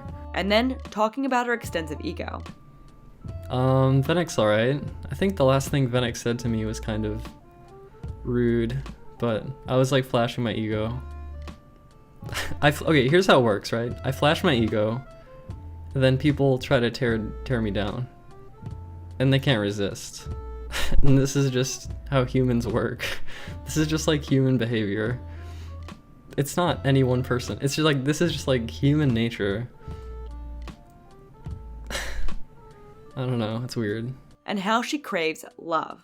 Numbers and metrics. I'm a slave to the metrics. I crave love in large quantities. I desire bigness. But throughout the video where she claimed to be depressed, she also started to get happy, talking about the new Zelda game, Breath of the Wild, which this game is going to be very important because she believed this game was going to trigger her redemption arc. It's gonna be really cool to see. I'm glowing. I feel like I've been more This is my best stream so far on Twitch. Out of the streams I did today, since I've returned, this is my best stream because I've been the most expressive. So you can see how I want to bring the magic, and I feel like I'm kind of bringing the magic right now, just because I'm able to like do this. But yeah, Breath of the Wild, when it comes out, seeing the route develop and like potential tricks or little time savers or even glitches, who knows. I'm interested in that, and I'm interested in potential categories and shit and like different things you could do with the game. I'm just like really excited about the game in general. And Narcissa closed the year with a nothing stream, lying in bed and doing absolutely nothing of interest. But the gist of 2016, from what I gathered from Narcissa, is that she wanted to continue to be loved and adored as she was when she was speedrunning as Cosmo, but she wasn't doing well mentally and refused to work on herself, and therefore hated her audience now for not liking every stupid thing she did. We move into 2017, 2 years after her transition.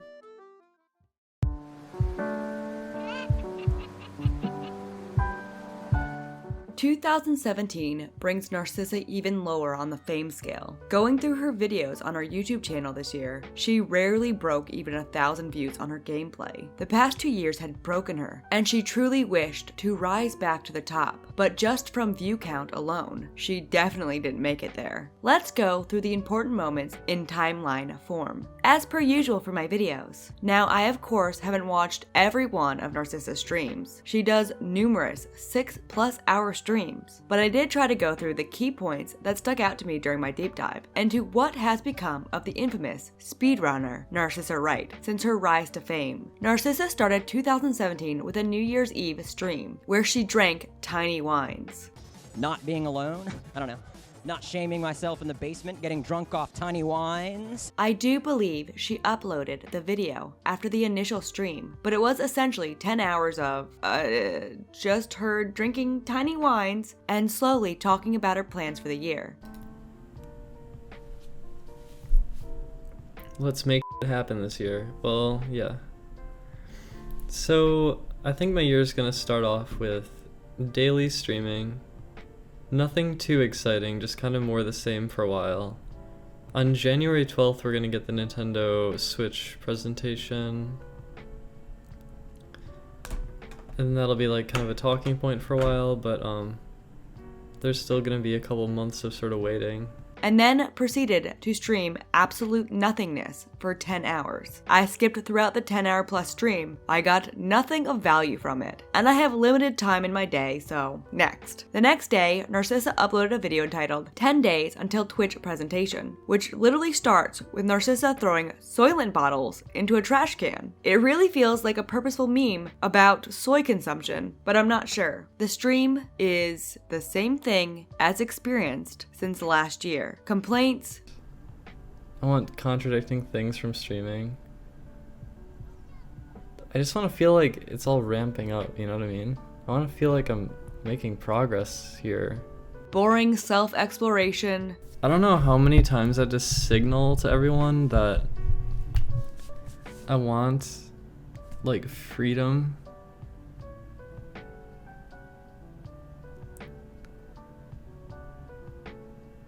I want freedom. I don't want to be told to follow what everyone else is doing. I don't want to be told to play some fucking game I don't care about. I'm tired of this shit. I'm tired of it.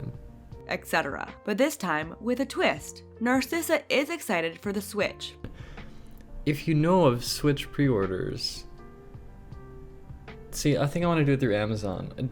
Are they going to be one of the big suppliers of it? Like, I don't know exactly how this works. I just want to make sure that I can get one on launch, because I think a lot of people kind of want one, so it's going to be like sold out maybe kind of fast. I really want to get it on launch. And then I think Breath of the Wild's not going to be coming out on launch, but the moment I get the Switch, I'm going to be streaming the Switch. That'll be my new standard, I think, of my stream. But of course I can't just like grind constantly gaming 24/7, so I need to like be a little bit pacing it, you know? Also at one point, she brags that 600 people had watched her previously sleep on stream. You could say sleeping on stream is not valuable, but I had 600 viewers.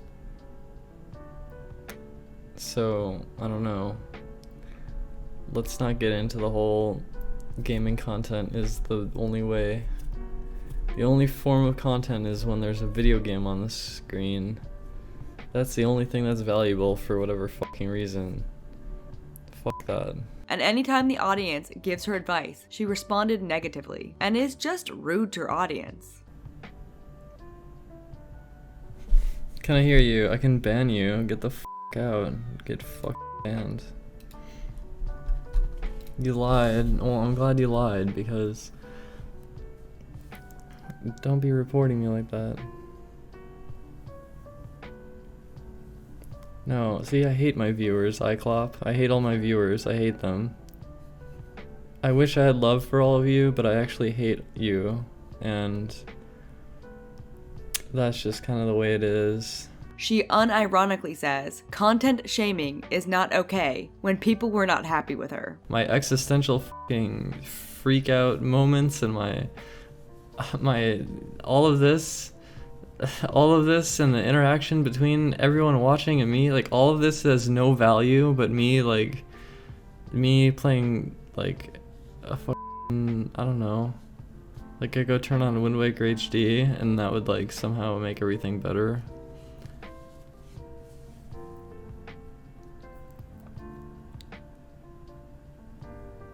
Yeah, content shaming. I should just call people out on that. Hey, stop content shaming. Stop content shaming me. What the f*** are you thinking? She also throughout the stream claims that the new Zelda game will get her to 20,000 live viewers. If I don't get 20,000 viewers, I will forever be sad and dissatisfied with myself. I will never forgive myself for not acquiring 20,000 viewers. it's just delusional. She keeps doing nothing of interest, disrespecting her audience, and claiming she will be famous again. A few days later, Narcissa tweeted out on the 7th of January, "Intense desire to succeed in a much larger way than I've ever done before, surpassing everything from my past." To which someone responded, "Yeah, and tomorrow you'll be crying about something like usual." And Narcissa responded, "Welcome to my mute list, f***." She was so hopeful Breath of the Wild would bring her new success. Then, on the 13th of January, Narcissa posted a video reacting to the Breath of the Wild trailer titled "Moved to Tears," where her love for the beauty of the new Zelda game was well received, and there was breath of hope into her career. Sadly, this fresh air didn't last. 3 days later, on the 16th, it was reported that Narcissa had a moment where she deleted many tweets and nobody knew why. But Narcissa remained optimistic about the Breath of the Wild release, and I found a live chat screen cap from around January 19th of her bragging about how big and amazing and awesome she was gonna be when she played it. Narcissa's ego was growing large, and on January 29th, she said something very, well, here's the clip.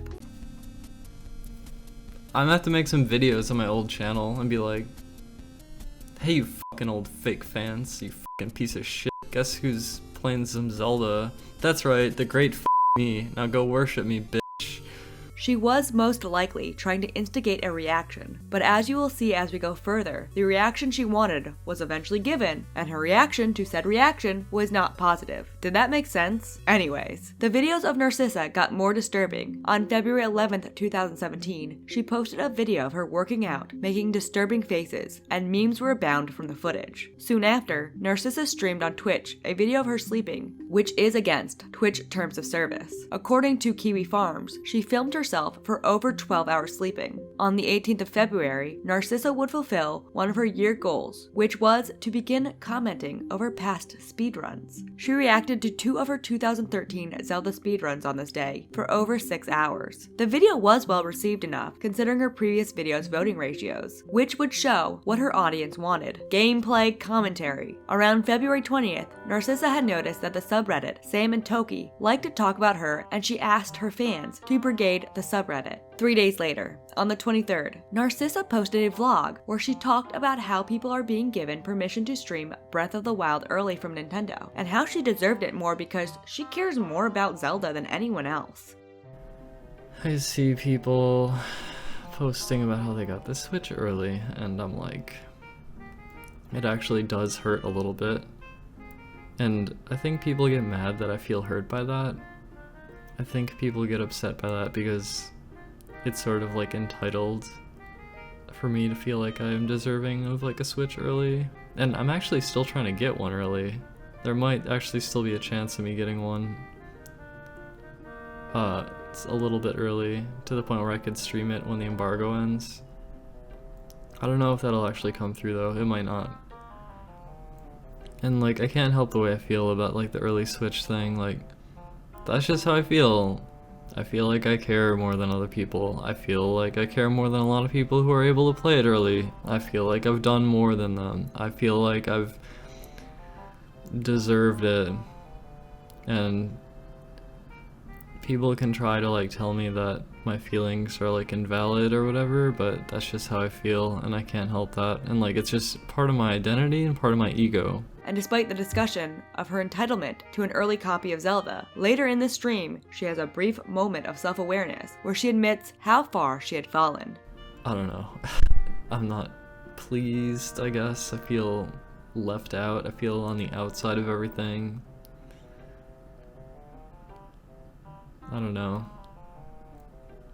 I guess my insane self-destruction of my brand over the last 2 years has left me on the outside of everything, and I guess that's what I get, right?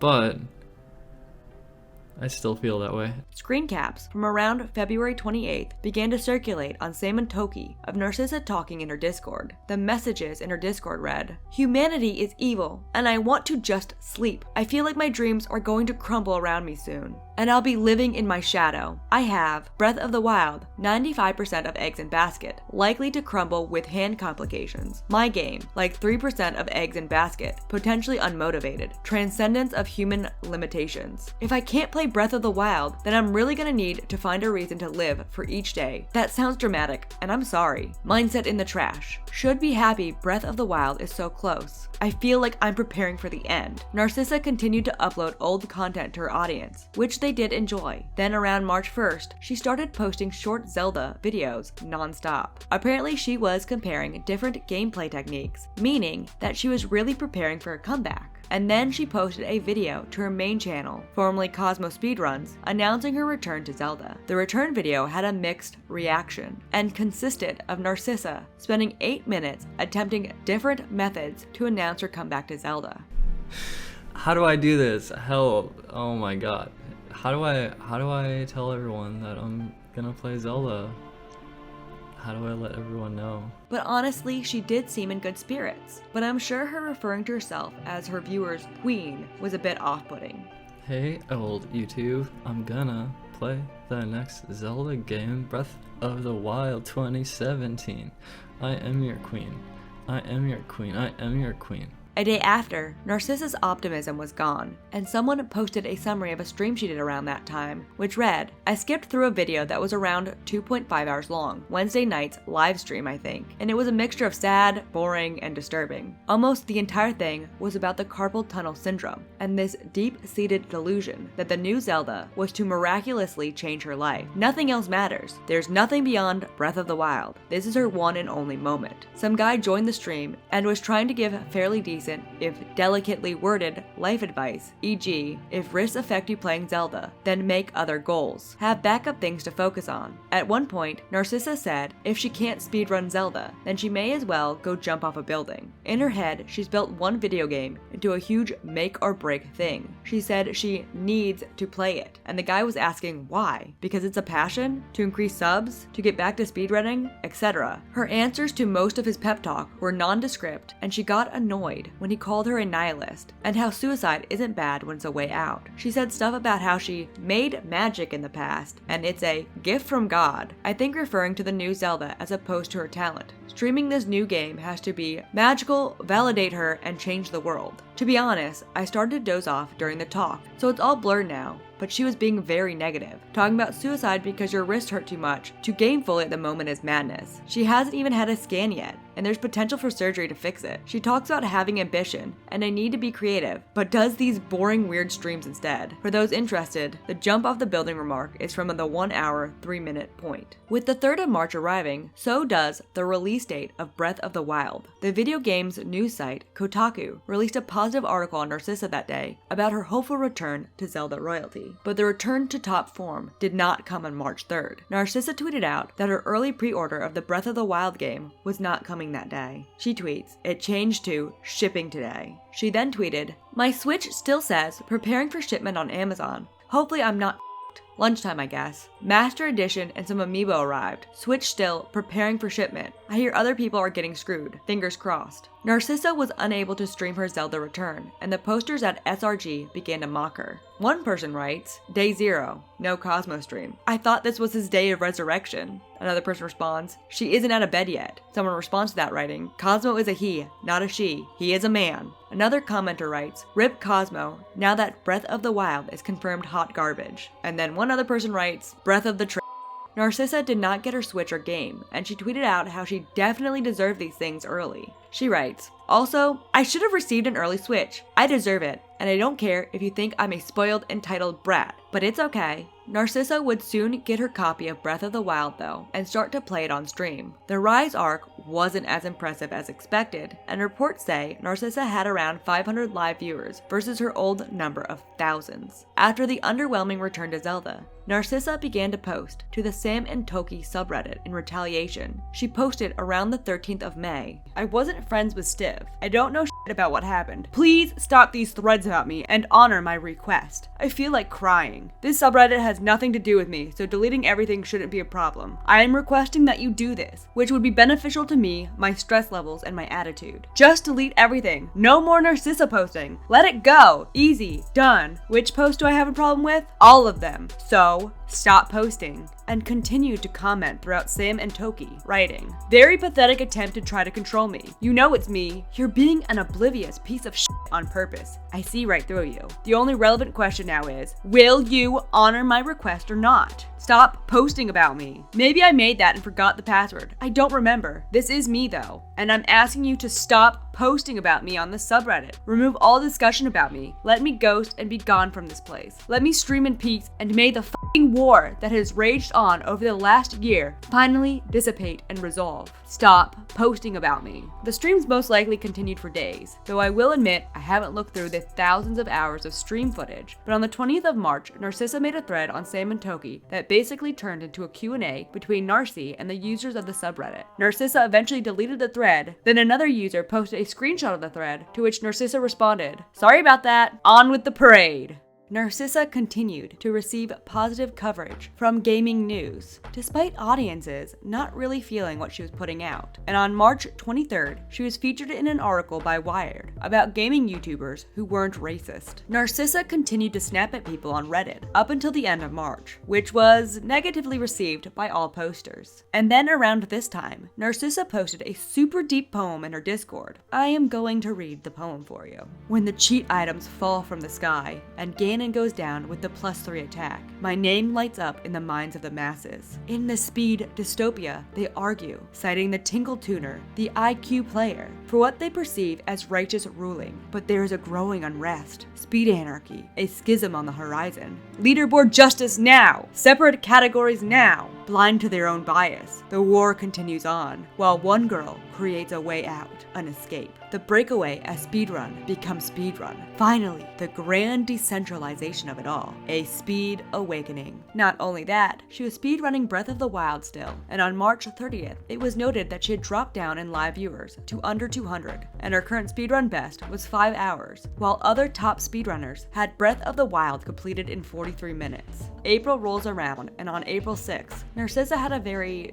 troubling stream on Twitch. The stream is no longer in existence, but someone on Kiwi Farms summarized it, writing, "This clip of Cosmo having an emotional breakdown on stream just got posted to the Sam and Toki subreddit. It's pretty unpleasant to watch. For anyone that doesn't want to or can't watch, or if Twitch deletes the clip, people were posting messages of advice and support in the chat. I didn't watch the stream, but I'm assuming that Cosmo asked for advice, or maybe the subject just came up without their input. Someone posted in the chat, you need to sort things out with yourself. Narcy, that's the point. And that's easy to say, but incredibly difficult to do. Some soul searching might be in order. Cosmo seems to read this and reacts by saying, whilst their voice breaks, some soul searching might be in order? What do you think I've been doing over the last, 3 years? What do you think I've been doing? Then they start crying. Narcissa's streaming got dark, and on April 11th, there were some clips of Narcissa showing a lot of raw vulnerability while in a meltdown. Although her Twitch is gone to time, I was able to find some clips from the Wayback Machine. The first clip I found was her talking about how great she is. What I do is valuable, what I do is important, and I'm proud of what I do, and I'm working towards my goals, and I am providing everyone with this platform, and it's important. It's actually important. We're working towards a better world, I swear to God, even though it may not seem like it, and maybe you think it's so fucking worthless, but it's not, because we were born to feel. We were all born to feel. And I'm giving you my feelings. I'm giving them to you. The next clip I was able to find was her talking about how she had told another creator to take a positive video about her down. The video was titled In Defense of Narcissa, because it implied that Narcissa needed psychological help. Oh my god. What a fucking shitty title, and what a fucking shitty video. I actually told him to take it down, and he took it down because it was showing extremely vulnerable moments and saying this person needs help, and so I'm being kind by being this person needs serious mental help because they're fucked. It's that's not helping me, that's only further adding credence to the idea that I'm out of my mind. mind or whatever. And it's like, I'm not really out of my mind at all. I'm not. I'm out of my mind. No, never. Narcissa doesn't need any psychological help. The next clip was her telling horny boys to jump in her DMs because Narcissa needs affection. The boys, I have power over them. Is it a power thing for me? Is it a power thing? Do I like that feeling of power in which the boys get horny and then they're like, oh, and then they shoot me the DM. They slide into my DMs. Oh my god. And the final clip was just her sobbing and asking the chat for validation. Hormones today.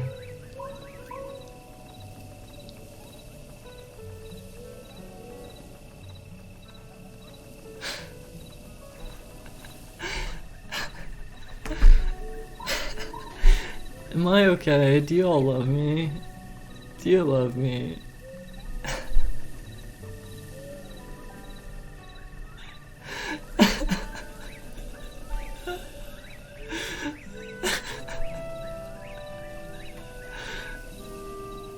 This is why a therapist would be useless. I'd have to say this to everyone. I can't just keep this pent up. 2 days later, Narcissa tweeted out, "Very moody today. Video games aren't fun. Learning a speedrun is work with no joy. Where's my old audience? I want to cuddle and sleep." A day after that, Narcissa made a tweet about how it was popular in the community to hate her now, and tweeted out, "Speedrun YouTuber starter pack. Narcissa is a crazy bitch. Top rage moments. Cringe compilation. This other YouTuber sucks, and here's why." The next point of interest came on a Twitch stream from around April 17th, where Narcissa freaked out on her stream audience, writing, "Observe your f***ing behavior, you f***ing bigot. Think about 10 years from now, and how you'll feel about these f***ing comments. How will you feel when my stream gets f***ing huge, and I'm largely successful playing the new Zelda? You wanna go? How will you f***ing feel then, you f***ing loser? You f***ing pathetic loser. You f***ing piece of garbage." And around this time, Narcissa was tweeting she was sad, that life was too difficult, and that she was considering smoking weed again to help her with her mental instability. Clips from Narcissa's now gone streams continued to come out, and on April 21st, a clip of Narcissa was posted of her saying how she hates all her old fans.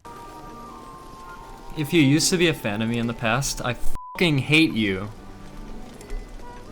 The roller coaster ride continued, and apparently on May 6th, Narcissa got a new Breath of the Wild record, though it didn't seem to get much attention. The next point of interest in the downfall of Narcissa was on May 9th, when, or around that date, she created a new subreddit as a spin-off to Salmon Toki called Narcissa Criticism. The subreddit is now dead, but the first topic was titled, "You see me as the outlet for your problems," in which Narcissa writes, "You use me as a scapegoat to try to feel superior. You try to drag me down because I'm living outside of your status quo. You use me, and it's not my fault. It's not my fault. It's not my fault." And the thread was full of her complaining that other people don't like her in an attempt to scapegoat their own misery. In Narcissa's eyes, it couldn't be that people do not like hours and hours of her crying and trying to sound deep. It was the audience's problem, not her. This is a common theme of a lot of online entertainers' downfall. The only stream of Breath of the Wild that Narcissa did that got over 1,000 views occurred on May 11th, so I decided to watch this one just to see Narcissa's gameplay. The stream, in comparison to other streams, was definitely more enjoyable because she did get into the gameplay aspect of Breath of the Wild, but she was quite whiny at points. It was good in comparison to other streams, but nothing special. 5 days later, Narcissa announced she was getting a new haircut. This haircut would, I guess, be a change. June 2017 came, and on June 5th, or around, a talented artist began to draw comics parroting the downfall of Narcissa. The artist's name was Lajinska Troika. The art was extremely disturbing, yet accurate, depicting Narcissa keeping Cosmo under lock, as if not allowing the true internet celebrity free to his audience. The comic series would continue throughout the year, and I'll link it below. It actually was a really good representation of how people perceived Narcissa online. Mainstream media continued to try and hype up Narcissa as some sort of important figure, despite not even reaching triple digits in a stream in some time. And on June 6th, Polygon released an article titled, a speedrunning great returns to claim a new Zelda world record, but then continued to say the world record she got only was on record for a day before being overtaken by another player. But things started to look up. On June 25th, it looked like Narcissa had begun a new relationship with another girl and posted a selfie. This girl was another trans person named D-Girl. The two began to stream together and be intimate on stream. The upward excitement of the relationship did not last, and apparently on June 30th, Narcissa was crying on stream over their girlfriend leaving. Things weren't all bad though, and this wouldn't be the last we saw of D-Girl. But July 2017 came, and Narcissa would get another world record in Breath of the Wild, all main quests, in less than 4 hours. This was apparently really good, and people on Reddit were quite impressed with the new record. According to speedrun aficionados on Kiwi Farms, it was a pretty good record of something that was not normally run, so hopefully Narcissa could hold a rank for a while. It was looking kinda up for her. Narcissa, however, could not focus on her successes, and on July 19th, tweeted out that she wanted to take down the subreddit Sam and Toki because a member had reported her to mental health services for her obvious erratic behavior. Narcissa tweeted, "Can we please shut down this subreddit now? They obsessively tear me down and are now trying to fuck with my real life." Narcissa wanted to act depressed and suicidal and unstable, but wants it to result in praise. And the next day, Narcissa cursed the speedrunning community on Twitter. Perhaps she was mad her rise was not going as quickly as she'd hoped. Narcissa did finally realize that people just wanted her to play games consistently and earn back trust, and she realized that the earning of trust was a gradual change, and Breath of the Wild wasn't just some magic portal to being loved again, and tweeted out, wait, who am I kidding? No. Narcissa put out a poem reading on July 26th, where she basically rapped for 2.5 minutes about why she is better than everyone and has transcended normal humanity through playing Zelda, I guess. I'm just going to play some of it here.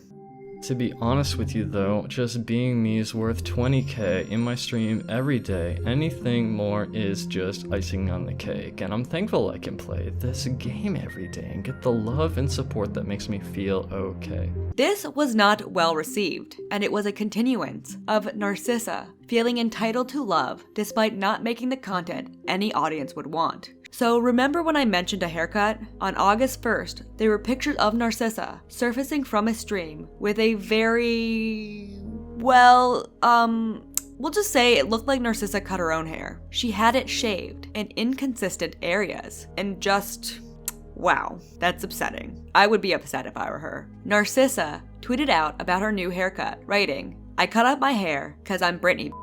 She soon went live in a stream called Broken with the new tragic haircut and looking as if she had been crying. All the while, sad yet whimsical Zelda music played in the background. It's a sad sight, and soon Narcissa told the audience she was under the influence of Klonopin.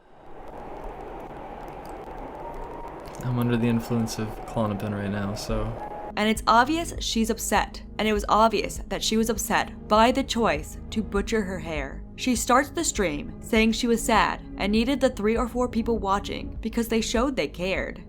And now that I'm streaming, I have attention from people who care. Which is kind of what I need. And then she announced that she was trying to emulate the famous haircut donned by music pop artist Britney Spears. Oh, what made me decide to get a cut?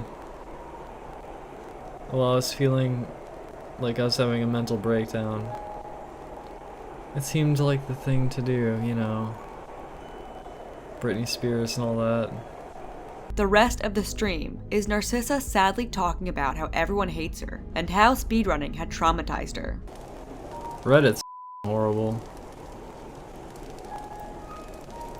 They didn't post like a single nice thing about me after I've been struggling for weeks to get the Breath of the Wild all main quest time. Like, they just don't care. I feel like I have just all this residual trauma from speedrunning. Fucking it's crazy.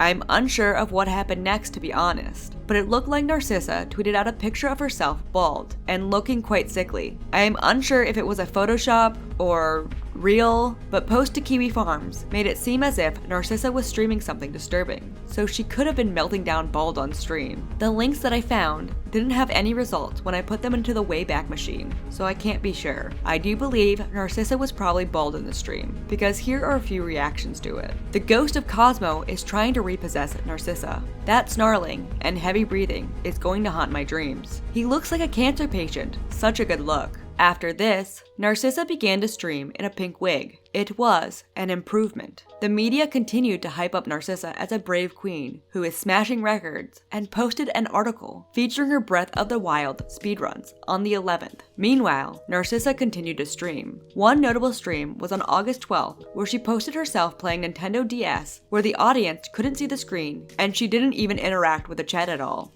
And my one comment on this style of streaming, bad. Narcissa tweeted out that she was giving up on August 20th, writing, "I think if I give up on having a big stream again, I'll be happier, cause it doesn't feel like it can happen anymore. I need to find my place." Narcissa proceeded to have a meltdown on stream on August 22nd, sobbing uncontrollably while saying sorry. I was only able to find a short clip from this event, but she wasn't doing well, and it was all showing online.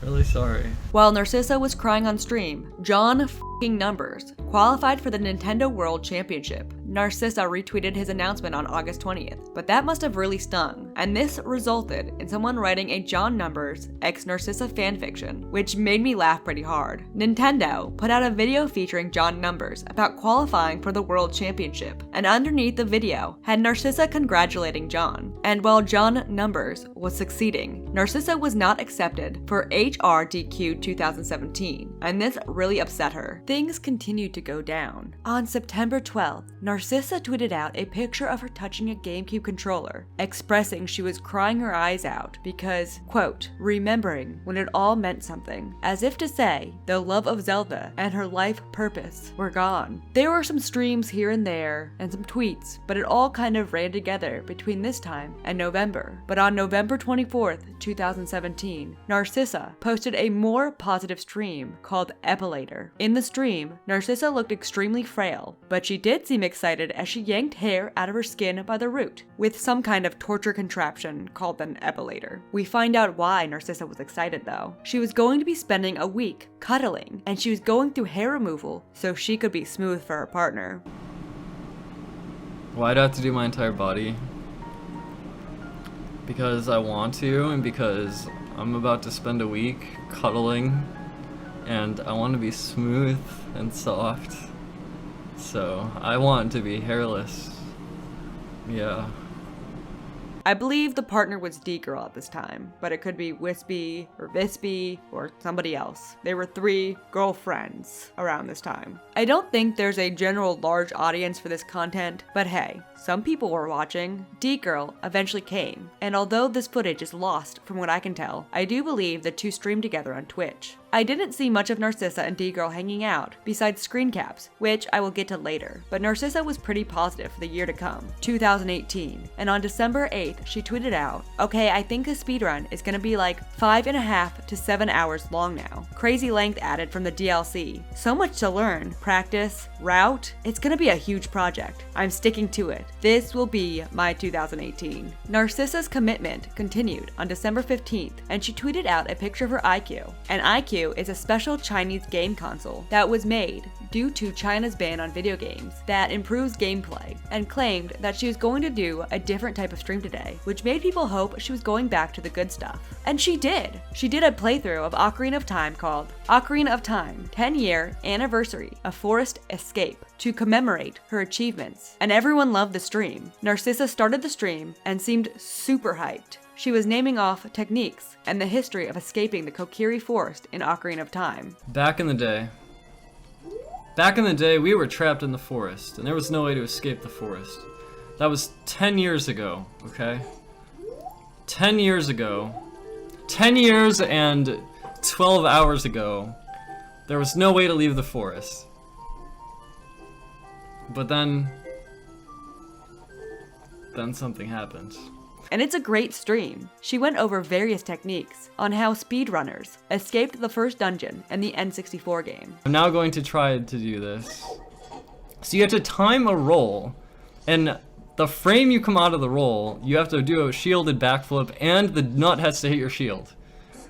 So you have to roll, and then frame perfect backflip. The nut hits your shield. There it is! First try. First try. Haven't played this game in like forever. So I'm literally on the bridge railing, and if I do one more backflip, I make it onto the bridge. I just barely made it. Barely made it up here.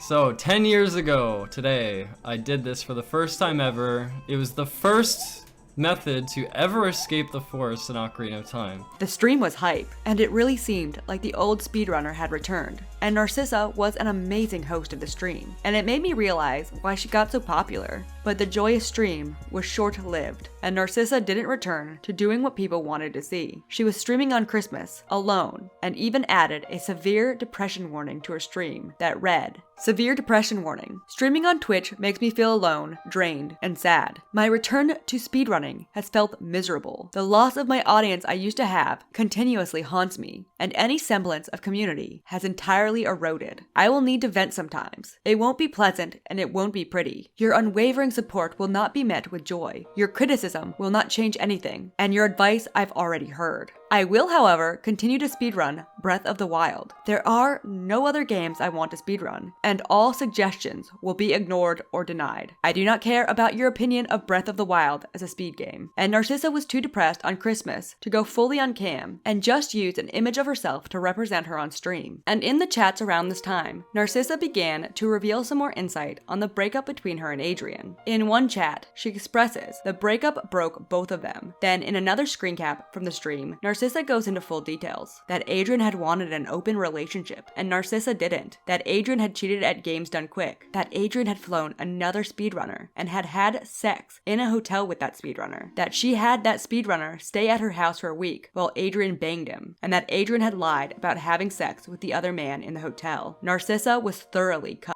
Some people think of Wright's downfall as Narcissa got defeated so bad by John Numbers that she became a girl. Other people see it as Narcissa was cut so bad by Adrian that she became a girl. I am not here to make any assumptions. It is just two theories that people have on Narcissa that I have seen while researching. And 2017 ended with Sam and Toki having a voting competition on what was the cringiest Narcissa moment from 2017 with a compilation video. Sadly, the compilation video is one I cannot find, but Narcissa went from having the best of gaming stream moments in well-received streams to this. And we move into 2018, 3 years after 2015.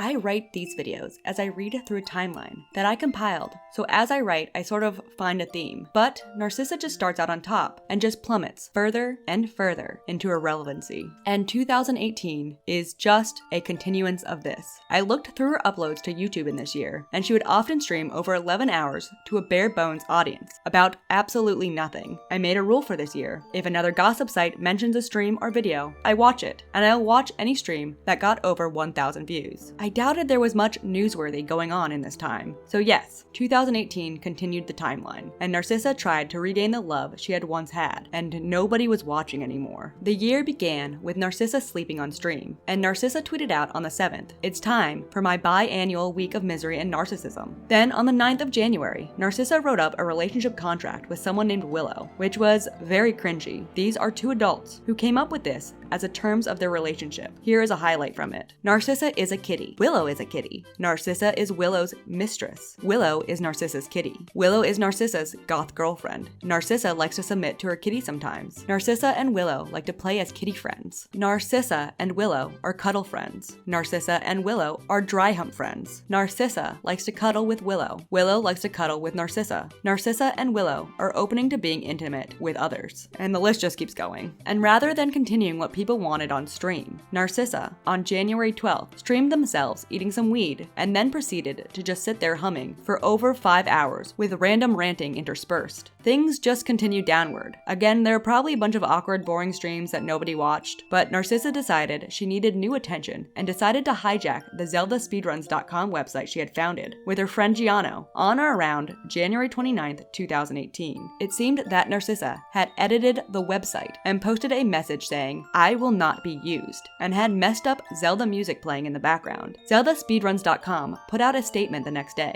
stating that they were changing domains to avoid drama. This was to cut Narcissa out of the website entirely. It seemed that when Narcissa had changed the website, it caused fear that all records would be gone, but the staff ensured everyone it was all still in existence in the statement. It also seemed like Narcissa's tantrum barely sparked any attention as her former partners moved on quickly. One person on Kiwi Farms summed up this little blip by writing, "So basically they did a favor to the Zelda Speedruns community. They still largely keep their same domain name, and they're merging their leaderboards with the wider speedruns.com, which apparently was an issue for a while now. All of that without losing any server side, since Narcissa had no access to that, and just having to find a new domain. Thanks, Wright. It's fitting that your very last inch of involvement with the community was a huge failure from your point of view, and ended up benefiting everyone else involved instead, without as much as 24 hours of downtime or anything of value being lost. Good job!" Narcissa now didn't have any part of her legacy left. The website she had helped create had left her due to her own behavior. Games Done Quick wasn't inviting her back, and none of her fans were watching her streams. The only thing she had now was woke game news articles trying to hype her up as some kind of hero because of her gender identity. And no matter how many times Kotaku tried to convince gamers that Narcissa was still going good, people were not watching. The next point of interest was Narcissa's ex-girlfriend, Adrian, decided to come out and claim their relationship was abusive, posting to Facebook, "In case you can't tell, I wasn't on board with the Me Too thing yesterday. It's been 3 years since I left an abusive and shitty relationship, and speedrunning still impacts my life. Literally, some dude added me on Discord, pretending to be concerned about me. I did fall off the face of the earth twice with speedrunning, only to ask for nudes once I was responsive." Narcissa sort of addressed this. Apparently, she mentioned it on a stream around February 17th and said this news made her question her current relationship. And soon, a clip from February 26th of Narcissa sobbing while stoned on stream made its round on gossip sites. Narcissa was in quite a state.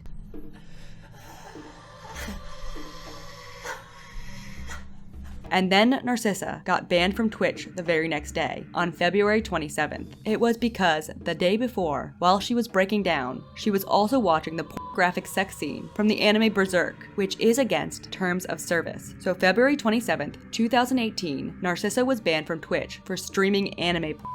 The ban was only 24 hours, which showed that Narcissa was actually receiving favoritism from the platform. People get banned from Twitch for less, and Narcissa had 2 temporary bans for copyrighted music and for pornography, and got merely a slap on the wrist. Narcissa took that 24 hours that she was banned to not go work on herself, or maybe smoke up in private, but instead started spamming out some wild tweets. She tweeted, "Drinking a LaCroix, and it's time to get high. People online tell me I need professional help when I sit down to listen to music, or while I feel emotions. If you'd like to professionally help me, you can pledge to me on Patreon. I want to do something useful that has meaning or purpose." What is social media doing to human psychology? I thought someone named Sheikah Memories really liked my tweets, but it's a bot. That's okay. I like you, bot. I like that tweet. I like the discussions around alternative social media platforms, although Twitter has been a mainstay for me for a long time. I just cannot stop thinking in terms of influence and presence, and guilt and respect. It's difficult to carve out my own space on here. I suppose it's not difficult, but I want to be impactful sometimes. I want to be alive, like crackling fire. I suppose I don't need a big impact. More so that just knowing everything is going in a good direction and helping pilot the world. Hoo-ha. Supreme Leader Narcissa Wright enslaves the measly humans and attains full power over the universe. Just kidding. Hook me up. I'm ready. I want someone to scream at me for being too pretentious. I want them to lose their mind. I guess it was my turn to exert, and with a 24-hour suspension on Twitch, a day for rest, and tweeting too much, fictional characters are alive. Pull is very bad. It feels unfortunate. I hope everyone knows I'm not suicidal, and I do not regret. I'm just dancing while the moonlight still lasts. Moments of being vividly alive, and moments of calm peace, comfort, and warmth. A focused mind, and determination in my heart. And then she posted a link to a thread where she had to post some thoughts on 4chan. The day passes, and Narcissa continued to overshare on Twitter. The next Awesome Games Done Quick submissions began around March 3rd of the year, and Narcissa decided to take to social media to vent about the event that had not accepted her back by writing, "Why are people enthusiastic to go to speedrun event? Is it just a social thing for you, so you can sit in a hotel room and drink, so you can meet people from online? I actually do not understand. Sorry, I'm extremely antisocial, and no one cares about my speedruns. Let me pay $1,000 so I can sit in a hotel room and drink alcohol. Truly fulfilling. I could even circle jerk with some clicks and try to force myself onto the couch for someone's run. Exhilarating. I can also make awkward small talk about a speed game and play Smash poorly. LOL. Too better." She quickly deleted the tweets. On March 7th, some dark news comes. Narcissa, according to Sam and Toki, began to talk of moving from Twitch streaming to streaming on the sex work site Chatterbait. And the Narcissa as a camgirl arc came closer, as on March 3rd, instead of showing her gameplay on screen, it was just the text, "I am running out of money," and in the chat, she demanded money from her audience. And then the Chatterbait streams began March 19th. The stream is no longer in existence, but it seems like Narcissa and D-Girl stream themselves cuddling and being boring, which is usual for Narcissa. Maybe it was Wispy or Willow, I don't know. The timeline of girlfriends is hard for me to follow. Some people, presumed to be trolls, threw money at the two, trying to get some entertainment. Narcissa returned to Twitch on March 21st, or around that time, and someone commented on the streams that happened around that time writing, "I don't know if this is recent, but the past couple of streams had Narcissa talking to Chad. She rocks back and forth and makes some sort of hissing noise. It's really odd. Might be all the weed they've been smoking / edibles eaten." But after this, Narcissa returned on March 23rd, refreshed, and according to posters, she had a schedule placed over the depression warning I had mentioned earlier in this video, and was actually playing games and explaining her gameplay like people wanted. But Narcissa's efforts weren't immediately met with thousands of adoring fans, so she gave up and started complaining in chat on either that stream or another stream later, writing in chat, "I spent a long time thinking about the future, but I don't know how to navigate life right now. Other than that, just do what I'm doing at the present moment. And I don't hate myself for that. I feel good about it. I just feel like maybe I'm done. I'm gonna sit here, stream this, and do nothing else until I run out of money. That is what is happening. 100% guarantee it." She also wrote, "I played earlier and got really depressed, thinking about what a monumental undertaking it is, and receiving so little support. It made me want to stop playing." The sad streams continued. Streams where Narcissa fought with members in the chat, or blatantly slept on stream. But on March 27th, Narcissa released the source code for her game that she called Cosmic Blocks. She tweeted out the code writing, "Time to let the bird out of the cage. Here's the main code for my game, Cosmic Blocks. If you want to help make it better, come to my Discord. I want to keep it a free web game, but allow it to expand into a whole garden of stuff." I tried to watch the gameplay, and I really didn't understand what was going on personally, but I'm not really into any form of gaming. I play Code Vein, sometimes in Animal Crossing, that's about it. There's my gamer girl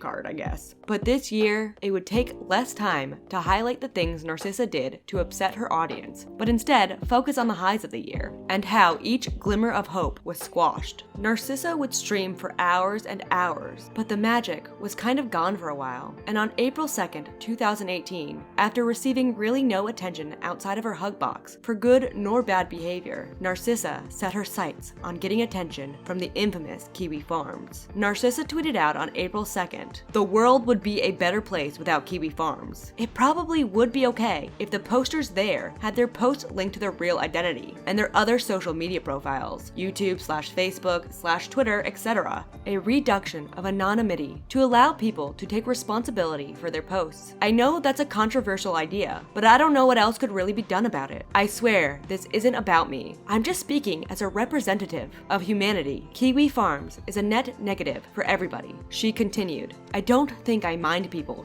talking me or gossiping about whatever eccentricities, but doing so obsessively and anonymously in a large community of anons who are eager to see people crash and burn. It actually feels irresponsible and dangerous to let that go on. There's similar issues with subreddits. 4chan has actually felt more moderated / tame lately in comparison, but I don't know how biased my perspective is. Kiwi Farms didn't give Narcissa attention, so she decided to post directly to Sam and Toki. She posted a poem. I'd read the poem, but I can generally sum it up. It seemed like Narcissa was consuming THC when she wrote it. She got some responses there, but it would not feed Narcissa's desire for any sort of attention. So on April 3rd, she posted a video titled, "Let's Talk About Kiwi Farms, Reddit, and 4chan." Narcissa started this video, which was a re-upload of a stream, visibly nervous. She admitted that 4chan made her feel really back in 2013. That I didn't like, I wasn't really on 4chan until they started talking about me, which is in 2013, like AGDQ 2013. That's like kind of where they really started to talk about me. And like, that wore me down mentally for sure. And now she spends every day searching her own name on 4chan to read the rude comments. It kind of feels like there's still like, I'm speaking purely from my personal perspective here, because I will regularly search for the word Narcissa on 4chan using a Google search to search like the last 24 hours or the last week or whatever. Like, I'll find threads. She also expresses how bad 2016 was for her, and that Sam and Toki made her feel violent. I've never been like a violent person ever. Like, ever. But like, after reading a lot of posts on that subreddit back in like 2016, like, it would sometimes get to the point where like, people would talk about me and like kind of like take anything that I output and like transform it into something like awful, and then like try to like reflect that onto me. And so like anything I would do would be like twisted and then reflected onto me. But then, ultimately, she turned her attention to Kiwi Farms as the worst of the bunch currently. She used Kiwi Farms as a springboard to talk about how she does not think being anonymous on the internet is good. Picture this.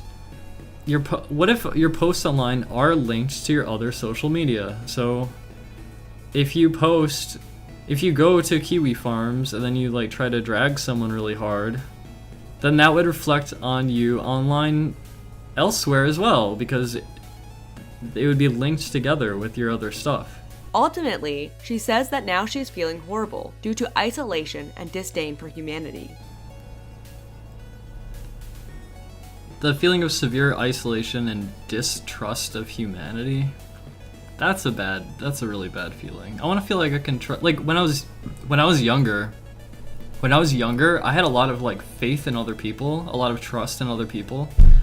Like strangers, like I would be relatively secure like around strangers, and I would feel at ease. She does have sort of a decent theory that people find comfort in watching others' failures.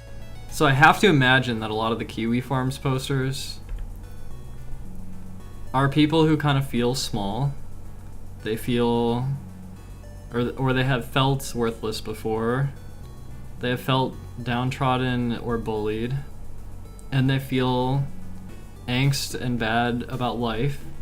And then there is examples of some other people who have allegedly f***ed up really big, who are being talked, and they see that and then they're like, wow, I'm not f***ing up as bad as this person. This person's a real failure. And then it probably makes their failures feel smaller, and they probably find comfort in finding someone to punch down at.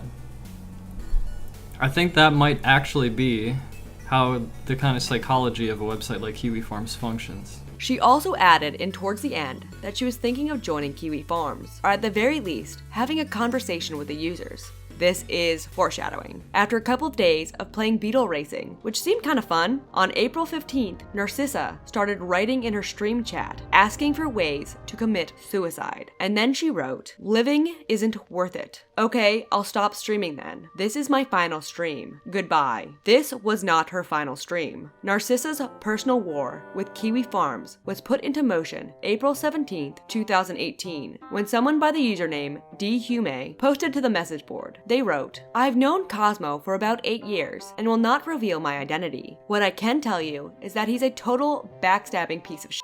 He's a complete trend hopper, despite trying to have a phony, so random and unique persona. And even worse, he tries to outdo anyone who actually enjoy what he's bandwagoned onto.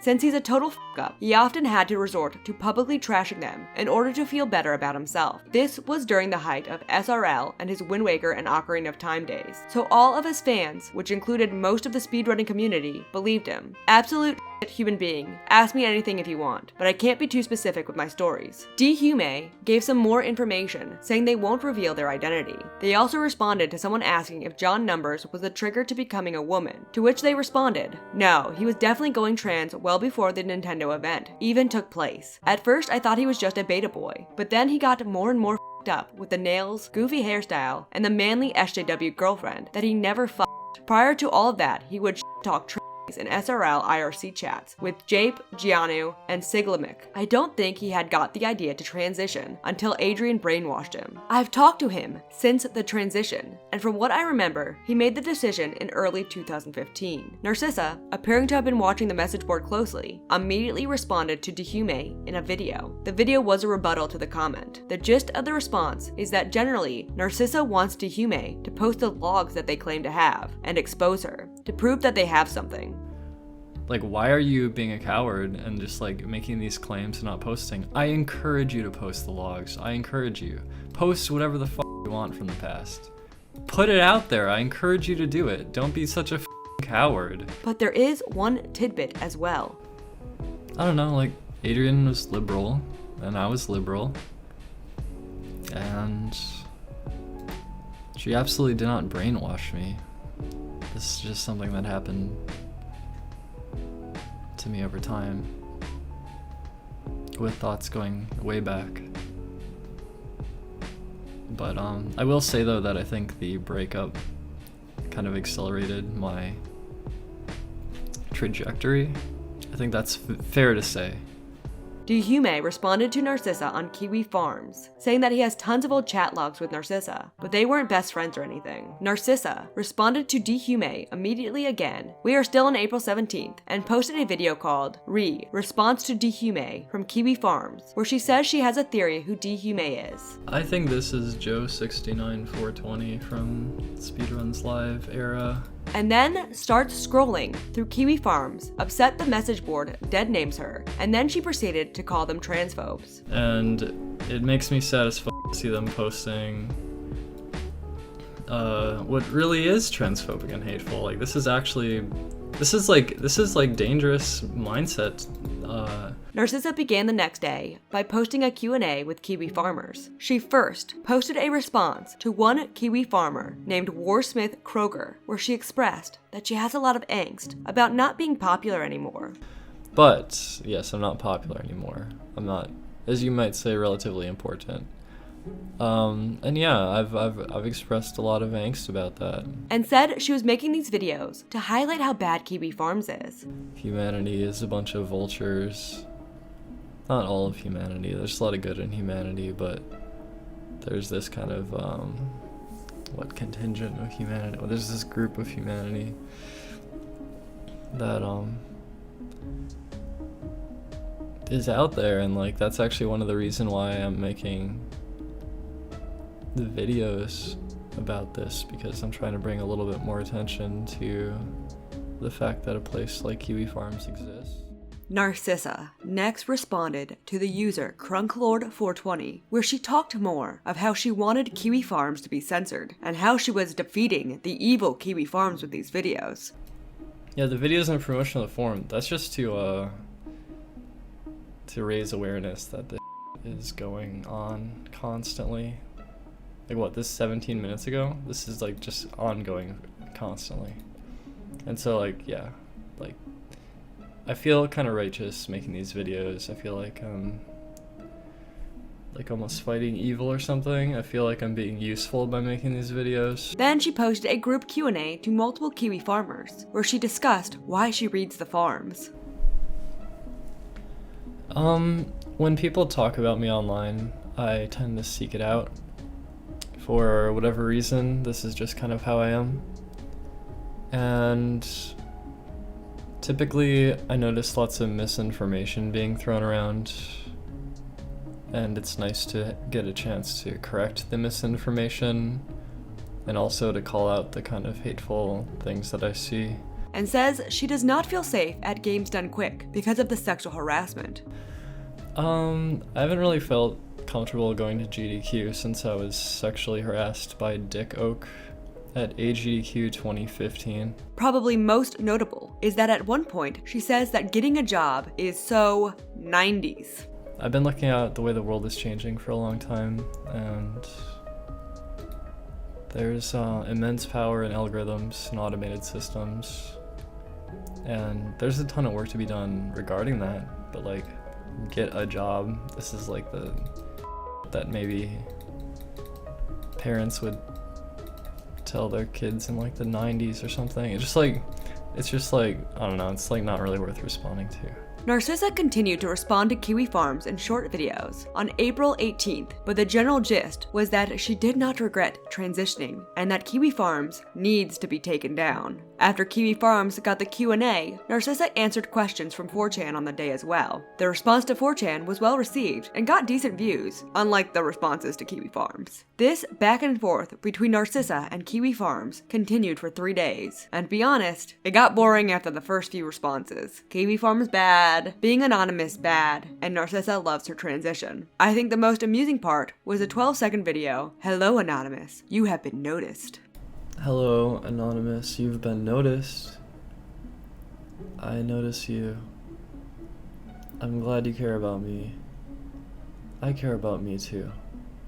And with one last response to Kiwi Farms on April 21st, Narcissa went back to whining on Twitter. She seemed confident in her responses to Kiwi Farms, but that confidence didn't last. On April 23rd, she poured her heart out on Twitter about how sad she was about something and concluded, "Yes, I'm stoned." It was a wonderful display. 2 days after the sad tweet thread, rumors began to circulate that Narcissa was broke and was moving back with her parents. Sam and Toki, as well as Kiwi Farmers, would continue to follow Narcissa, though due to Sam and Toki now being gone, and Narcissa's Twitch also being gone, I mostly just found disturbing screenshots from Kiwi Farms, and the screen caps just showed Narcissa looking worse and more disheveled on stream. One of the videos I found from the time period was a re-upload on Narcissa's channel dated April 27th, 2018. Narcissa started out the video looking in quite a state and repeating that she was not delusional.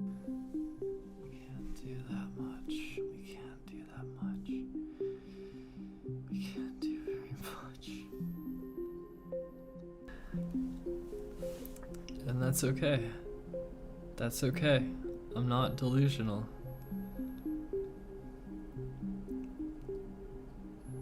I'm not delusional. The rest of the stream is just generally Narcissa doing nothing for 2 hours. I tried to watch through a lot of streams, but generally, nothing was going on except for whining, and the only reason to tune in was to keep track of Narcissa's deteriorating body. On May 5th, Narcissa showed the code to what I believe was her game, and Kiwi Farmers were very critical of it. I'm not a programmer though, but people's general consensus was that the code was a mess, though to be fair, Kiwi Farmers tend to be more critical than most people. On May 13th, Narcissa uploaded a VOD that appears to be from earlier in the month, which I swear to God, she just sits in silence, looking disheveled and saying nothing. It was haunting. I skipped around the stream to see if at any point she did anything, and I found nothing. She will do nothing and expect payments. She thinks her existence deserves praise because at one point she brought people joy with her streams. But seriously, what the F is this? It really looks like depression manifested in one stream, except in other streams, Narcissa talks about how great she is and how the lowlives just don't get her. Narcissa received another Twitch ban on or around March 14th for nudity, to which Narcissa responded, "I was not nude, nor using sexual attire at any point, I think. Actually, I kinda showed my boobs through my shirt, without a bra. Does that count? Also, I was talking about how my libido/desire and body has changed from HRT. She then decided to fully move to streaming on YouTube. The Hugbox of Twitter decided that Narcissa was banned because she was trans, not because she slept on stream, not because she showed anime porn or flashed her tits.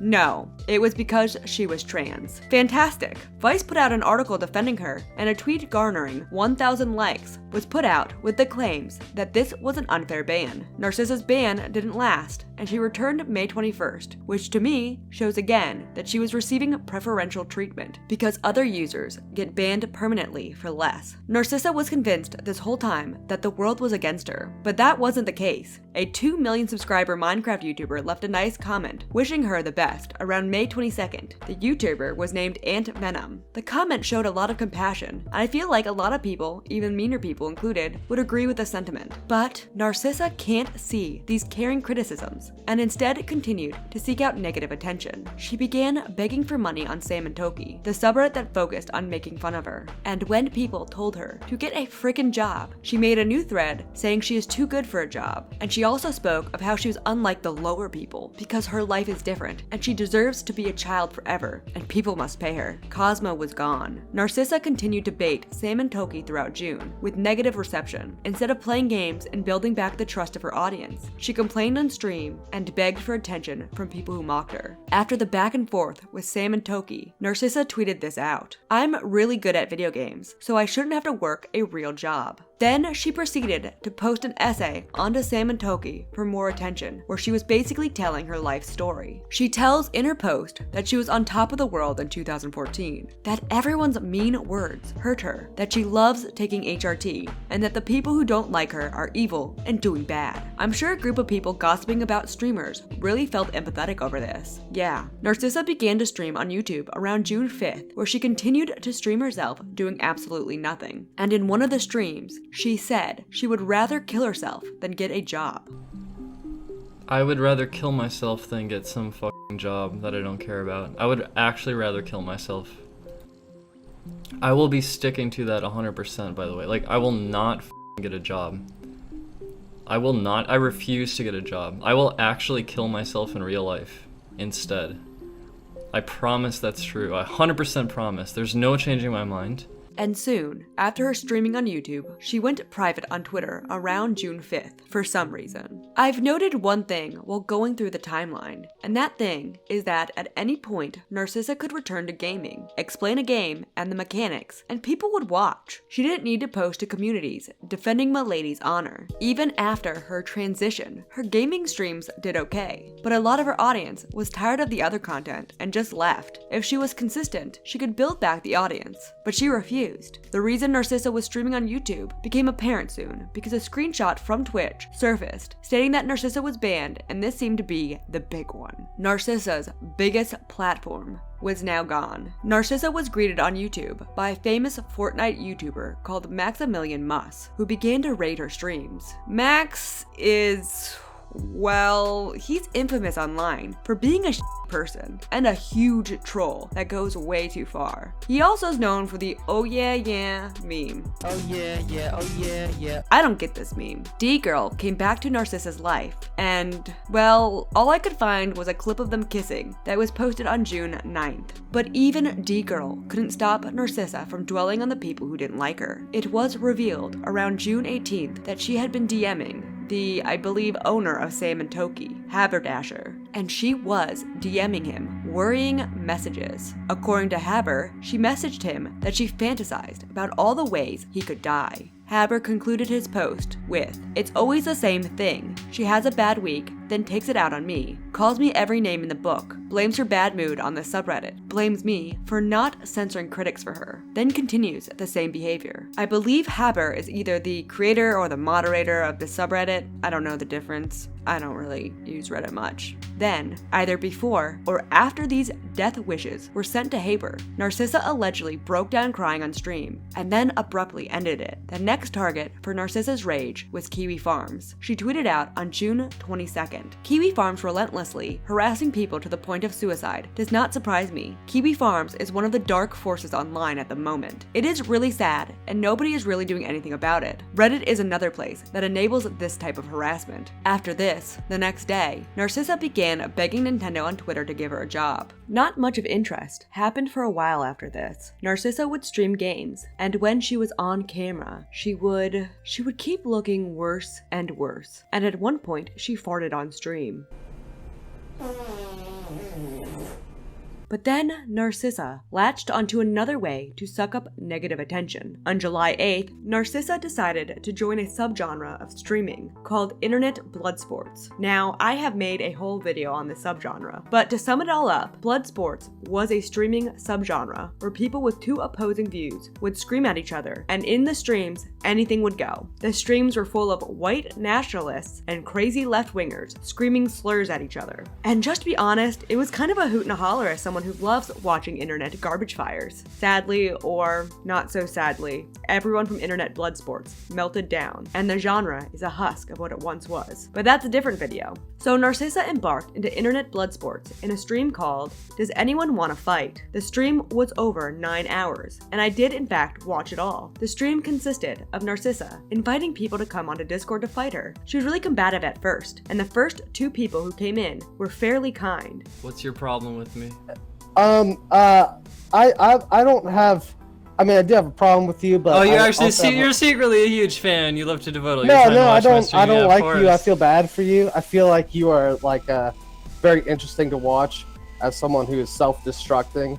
I mean, you're obviously very depressed, and I do sympathize with that a little bit. At one point, Narcissa talks about her depression to one of the people. Depression was... I would say depression... Look, this is a very complicated thing that goes back to, like, I'd say 2013. I think before 2013 there was no trauma in my life whatsoever, and then it started to grow from there. And I think that basically people's malice, bitterness, jealousy, people turning on me, losing friends, etc., on and on and on. And then things started to get kind of hostile. Yeah, and evil, cruel world society and thinks you're a cross-dressing shemale fag. They make content, Yeah, that's so sad. yeah, they don't. That's sad. But to be honest, Narcissa wasn't the most embarrassing person. Why don't you just go on welfare? I don't think I qualify because I've never had like a normal job. Damn, that's pretty sweet. So you've never had a normal job. You don't qualify because you haven't had a job. I don't know. I haven't looked into Why it don't too you just closely. Why don't you just shit black kids? Excuse me? Well, first of all, I want to congratulate Alpha for his rant you just took on. That was no blood sports, but you know, whatever. Anyways. Are you congratulating Alpha for being Alpha? Yes, he's alpha as fuck. And Narcissa did not bring a lot of emotion to the more heated arguments, but some people did suck up to Narcissa's ego, including a kid who was a fan of Narcissa's, and they had a nice conversation. Hey. Oh my god, it's been my dream to talk to you. I'm just saying. Well, hello. Sorry about my streams, they're very edgy lately. No, it's fine. I can't believe I'm talking to you though. Oh my god. But then it went back to people trying to upset Narcissa about their identity. Now let's just bring out the gay problem right away, because I'm not a big fan of gays. Narcissa did eventually end up crying at several points in the stream. At one point, a caller expressed how much they loved Narcissa's streams and missed the old Narcissa, and this sent Narcissa off. I think it's something else to just talk to someone you looked up to so much. Yeah. For so long, like so long ago. I'm actually crying. That's something else, so.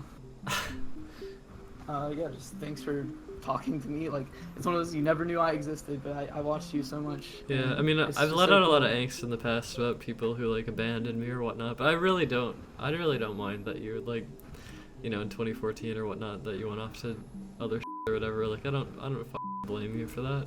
Well, it also wasn't sustainable to watch your rad streams every day till like 4 a.m. because I kind of had to like go to school and shit. Yeah. So, but I don't know. I just really hope you can keep doing this because Well, you thanks. have it in you to make good content, and you don't have to. You know, I just hope it never comes to the point where you have to live at your parents' house, have to become what these people claim, like, oh, e-beggar. Like, no, like it shouldn't have to come to that. So I hope you do better stuff, and I hope you keep rebuilding the fallen empire. So good luck, I guess. Thanks. That got me really emotional. Holy sh. And Narcissa's trans ex-significant other, Vispy, called in, and Narcissa got very accusatory at first, before they both agreed that they didn't work out as a couple, and then both of them cried over the failure of their relationship. Sometimes I feel like giving up, but... I have to believe you'll make it through this. I have to believe You don't have to cry for my sake. It's not that I feel that I have to. I legitimately care about you. I feel these things.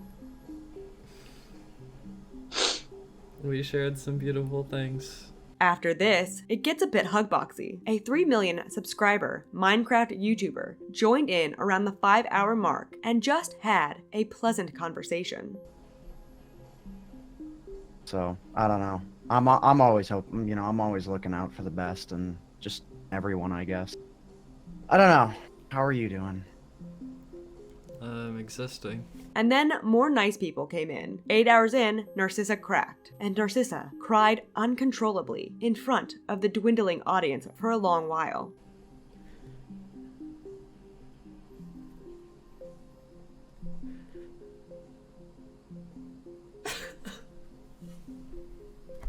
The stream just kind of ends, and it's not as prosperous as Narcissa had hoped, and it's not as interesting as I had hoped. I feel kind of beaten down by the monotony of Narcissa's streams at this point. Not even internet blood sports could breathe life into her career. Narcissa attempted to do another Fight Me stream the next day, but nothing at all happened. She just talked about quantum physics for an hour, which either it went over my head or didn't make sense, and then played Splatoon. No blood sports. Narcissa formally joined the blood sports community, sort of, on June 13th, when she re-uploaded a video made by Lajinska Troika from the Sam and Toki subreddit. It was a flyer video to join the internet blood sports sphere. I'll play the flyer for you. It's pretty great. Blood sports is the only way forward under late capitalism.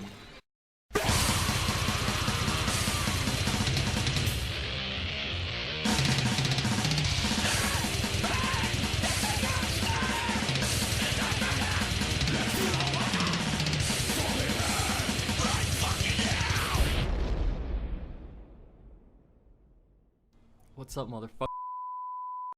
Narcissa's entry into blood sports was short-lived and really boring. She would stream up to 11 hours where people would either come in and berate Narcissa or give her genuine advice while Narcissa wallowed in her own self-pity. For example, one segment of a stream involved a friend of this channel's, Empty Hero, interviewing Narcissa and making fun jokes about farting.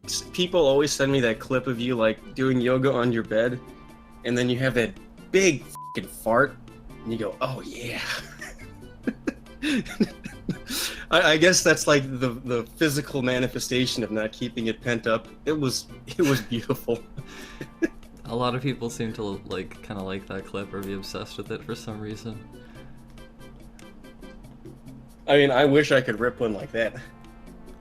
Oh, see, okay, this reminds me, this actually goes right back into another conversation, because like when I used to be kind of bullied or a little bit outcast at school, like when I was in maybe 4th or 3rd grade or something, like I remember like I would have to fart and then I would intentionally release the fart in such a way that it was as loud as possible, because I felt a little bit, I don't know, I felt like maybe I got bullied, I felt like an outsider or a class clown or something, so I just like ripped the fart as loud as possible.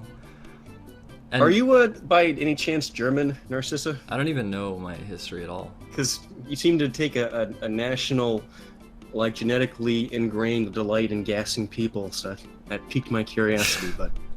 Also around this time, Narcissa really started to support Andrew Yang for president, who promised to give everyone $1,000 a month. She endorsed him profusely on Empty Hero stream. But now, I'm doing political campaigning.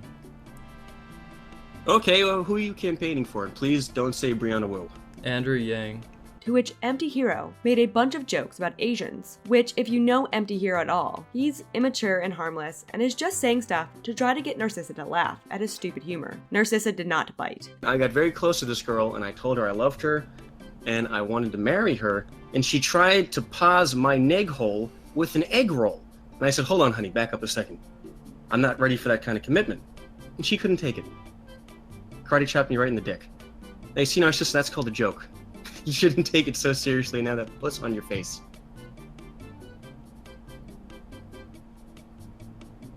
Oh no, we were having a nice conversation and I killed it with an Asian joke. I'm sorry. Narcissa continued to do 10+ hour Bloodsport streams on the 17th and 18th, where it was generally people trying to give her advice, being as nice as possible, and Narcissa not caring to improve herself. Narcissa even treated someone who donated to her like and acted totally justified in it. So, being horrible to one of your fans is interesting to you? No, I'm saying back in 2014. What about now? Well, now I'm here. And you just shut down somebody that was actually giving you a bit of advice. So Yeah, but I don't need that advice. That's not helpful. So what do you want from this blood sports thing? You just want people to come and troll you? Money would be a start.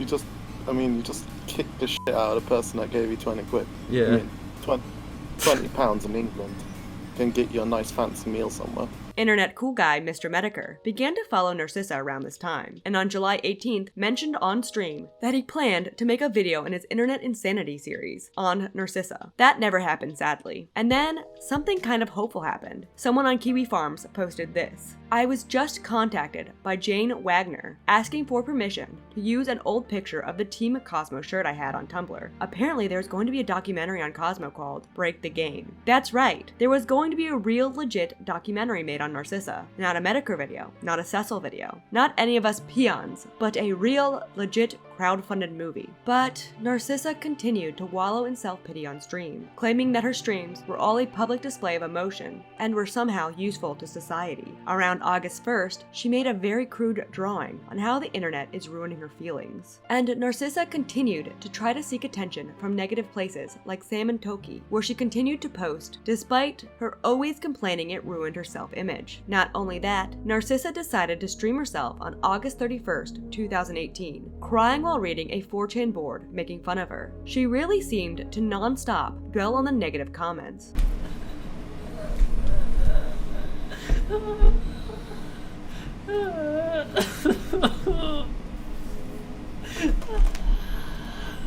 Even on the stream with Empty Hero, she said she spends a great majority of her time reading negativity. Yo, what's up, baby? Hi. I've seen your name around, maybe 4chan or YouTube or something. Oh, I'm not internet famous.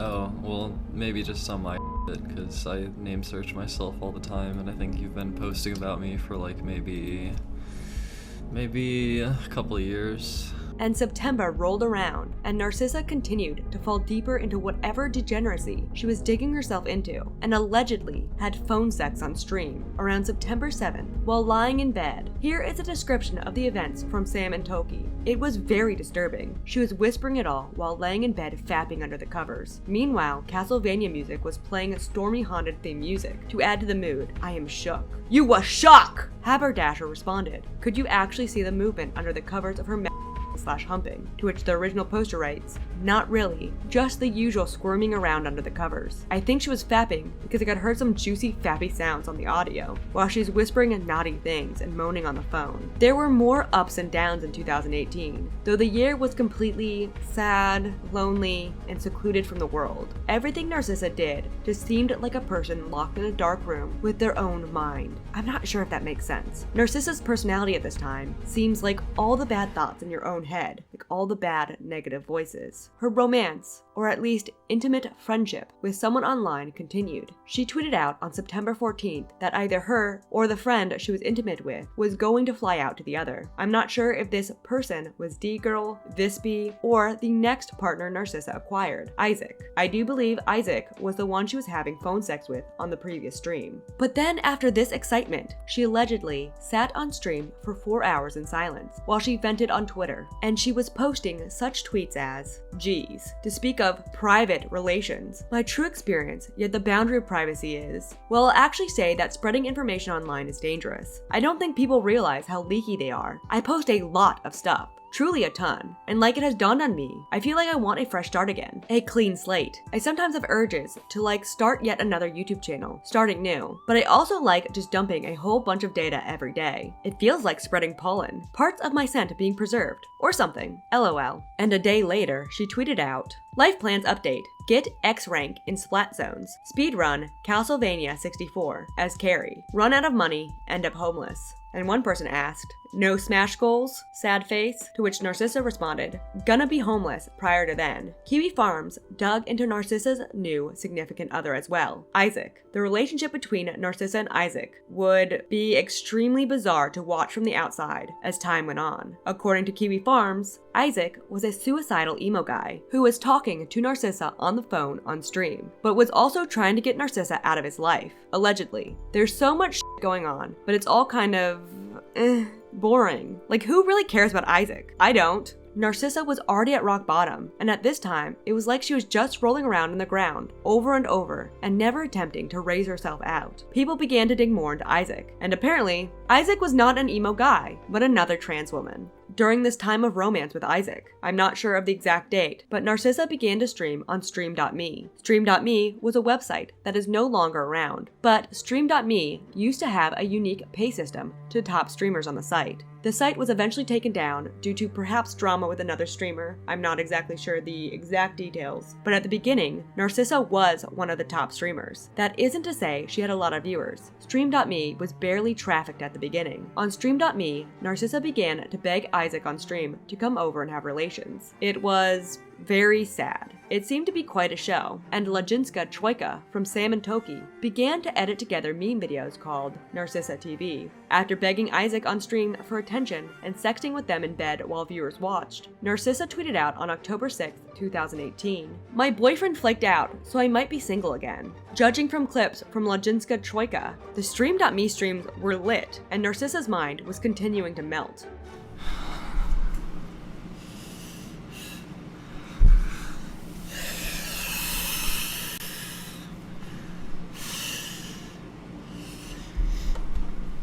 Meanwhile, Narcissa and Isaac seemed to be falling apart around October 11th. Isaac began alluding to suicide on the Discord, and Narcissa didn't even pay attention. She just streamed and didn't bother to help the person that she had begged to come be her significant other. Cold. Despite ignoring Isaac while they were talking about ending their life, Narcissa tweeted out that she needed love and constant affection. Meanwhile, much like how she expected money for nothing, she expected love with no care in return. And then proceeded for 4 hours straight to cry on Twitter about how nobody loves her. Isaac will become more of a character as time goes on, though I don't think I will go into a lot of detail on them. Narcissa seemed to be under the influence of other drugs besides marijuana at this time. I heard she might have also been abusing shrooms, but I couldn't find proof of her using this during this time period. But her streams continued to really hint towards that. On December 12th, she growled and hissed on stream while watching a clip of Metal Gear Solid. Unnecessary information and memories must be filtered out. This growling and hissing went on for over 6 minutes. Yeah,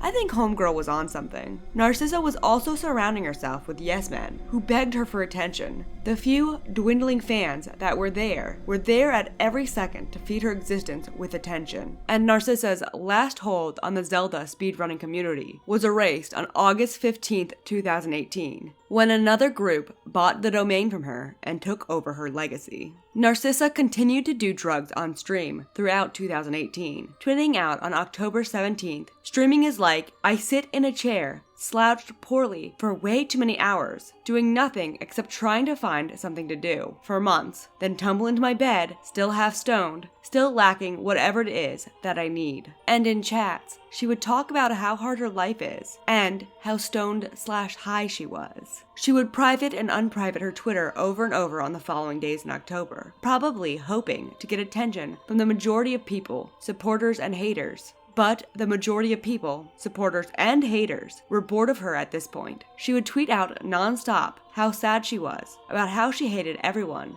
how she was done with life, anything to get the last smidgen of attention, but her fame was dried up at this point. The good faith from other humans was gone. I'd say a lot of her true colors and feelings towards her watchers were shown during the internet Bloodsport saga. Although the saga was boring, Narcissa showed no signs of wanting to improve or deliver any promises to her audience. She was bored and self-absorbed throughout hours of people trying to encourage her and give her advice. Narcissa is the type, or at least at this point she was the type, to want to be paid to lay in bed and be fed grapes. Her new name was very fitting. Cosmo had shown signs of being awkward and a bit self-absorbed before the transition, but the transition didn't feel like a transition from one gender to the other. It felt like two completely different people. After not getting attention for whining on Twitter, Narcissa began to try to get attention from Kiwi Farms. On October 18th, tweeting out, "Princess Jupiter on Kiwi Farms is a horrible person. The existence of Kiwi Farms incites suicide and violence. Why won't the show stop? Because people cannot get enough. Ever. They cannot stop sucking my tit. Kiwi Farms makes me want to hurt people. This is literally what posts do to me. Kiwi Farms makes me angry and violent. Please stop posting. The existence of Kiwi Farms incites suicide and violence. This will never stop. The self-image I have is kind of calm and quiet, but doing interesting things with passion. The reality is that I have become insanely aggravated with certain parts of humanity, and I lash out. Yeah, sad and weak and pathetic. Endlessly bullied by assholes. Endlessly, yeah. I literally have pages upon pages of tweets from this time, all just Narcissa being sad about people hurting her. That may be true, but at some point in your existence, you need to make your own change. Insanity is often described as doing the same thing over and over again and expecting different results. Narcissa continued to do nothing but whine and focus on the negativity, and yet expected the views to come back and for the internet to love her again.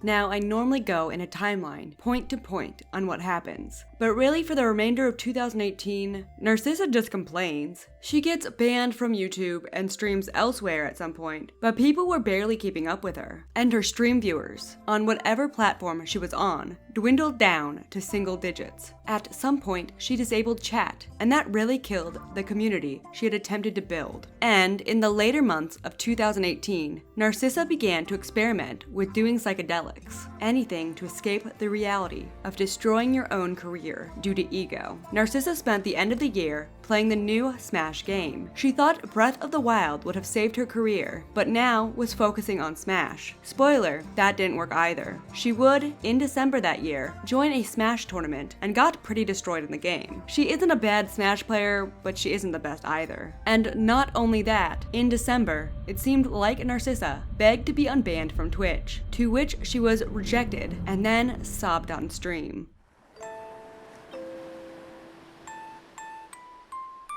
2019 came, and Narcissa continued to try to survive on the dwindling negative attention. After a few months of trying to gain any type of relevancy, by either playing Smash, posting to Sam and Toki, or by whining on Twitter, Narcissa decided to call it quits on February 14th, 2019, with a video called Goodbye. I give and you take. I give and you take. I give and you reform me into something sinister. This is not a healthy environment for me to be in. Therefore, I must leave this place. But do not grieve for my disappearance, for I will find what I'm looking for in this life. I will just do it alone. The short video was met really negatively, and the opinion of Narcissa could be gathered from this comment. So many people actually tried to help you, even me at some point, as I was drunken as shit. Nearly nobody of your fan base left because of your personal changes. They left because your latest content was different and cheap. Narcissa went off to hide in her Discord after this, talking about doing marijuana. While this was going on, Isaac decided to go to the Kiwi Farms to profess their love to Narcissa. This did not end well. They also posted their side to Sam and Toki, though I can't seem to find any archive of that. I got the gist from their writings that they loved Narcissa and had a weird, creepy attachment to Wright. Like, I thought Isaac was going to kidnap Narcissa. At some point, Isaac began messaging Kiwi farmers and Redditors to get Narcissa to respond to them. It was creepy and weird. Meanwhile, Sam and Toki theorized that Narcissa had gone broke and had moved back home, and that is why she made that farewell. The months rolled by, and Narcissa was barely doing anything. There were peeps from her on Discord. But then Isaac Wright, going by the name Bonnabelle the Blue, decided to drop the tea on May 21st, 2019. They posted a very long post about how Narcissa had moved back to her parents' house and was working on some kind of game. Isaac allegedly also went to Sam and Toki and revealed they were undercover to find out more information on Narcissa. They wrote, "That was around the time of this image. When I came back, Isaac wanted to know how Narcissa actually felt about having a real relationship, because she always avoids saying anything on the subject. As you can see in the image, she beats around the bush by apologizing about the way she handled the situation, but is very vague about having any sort of relationship with me. After that, things get quite unpleasant between us. But I know at the time she was not looking for a real relationship, especially since she just had a one-night stand with that Nathan McCoy guy she didn't even know." And somebody asked why Isaac was writing in various different, like, first and second person. They write, "Are you plural?" To which Isaac responded, "I watched Cosmo as he was becoming famous. I was a young memer at heart, much like all of you. I took breaks from time to time, but upon coming back one time, I noticed Cosmo was now Narcissa. I wanted to figure out what happened without being banned, so I went to forums and other dark corners of the internet. Once I figured it out, I joined her Discord channel. I got banned 4 times, despite being completely honest. So I decided to create a character that wouldn't get banned and could connect with Narcissa. Isaac was born. I think, in hindsight, I may have taken my role too far, but I enjoyed my time with the great Narcissa Wright." Creepy. I think Isaac was talking in, like, third person here as mentioned. Weird person. I'm honestly really confused by Isaac and all, but it's a detail that isn't highly important, and I really just wanted to emphasize how weird Narcissa's followers are. So Narcissa had spies in her Discord, giving information to the trolls. Isaac, under the handle Bonnabelle the Blue, began posting info dumps from Narcissa's Discord. Things about her transition, about her breakup with Adrian. But then Bonnabelle said goodbye, but that wasn't the end of them. They weren't necessarily snaking on Narcissa as an evil troll. I really got the gist that they loved Narcissa and were posting to get her attention. I mean, they allegedly made up a persona to have phone sex with a washed-up gamer on stream. Bonnabelle would go on to argue with people on Kiwi Farms who said they were weird, but they aren't the focus of this video, and they are generally a nobody who never had any reason for anyone to care about what they do other than orbit Narcissa,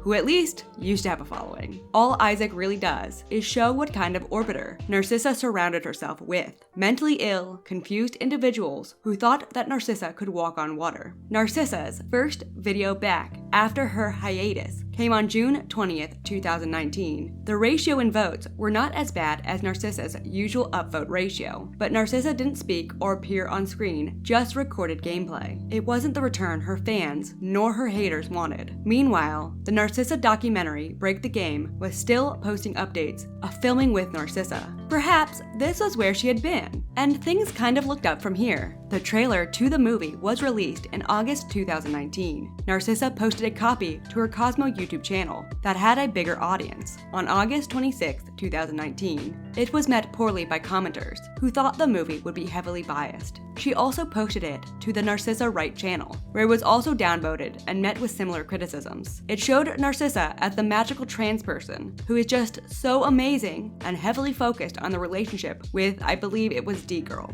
From what I've seen of Narcissa and D-Girl's relationship, it didn't work out, while the trailer kind of acted like it did. But maybe the director has more insight than me. I can't say that I personally followed Narcissa around for 2 years, like the creator of this documentary claimed to do. The point is, people were not excited for this. Here is a top comment from one of the uploads. "I'm starting to suspect that this documentary is going to be heavily biased. Transitioning is just one small part of why Narcissa lost her following. Calling her fans idiots, having emotional breakdowns almost every day, deliberately getting her own Twitch account banned by streaming porn, holding the Zelda speedruns domain hostage just to piss off other people in the speedrunning community, harassing a cashier for not allowing her to shoplift, arrogantly acting like she's better than everyone else, etc., etc. These are all the things that will inevitably drive people away from tuning into one's streams.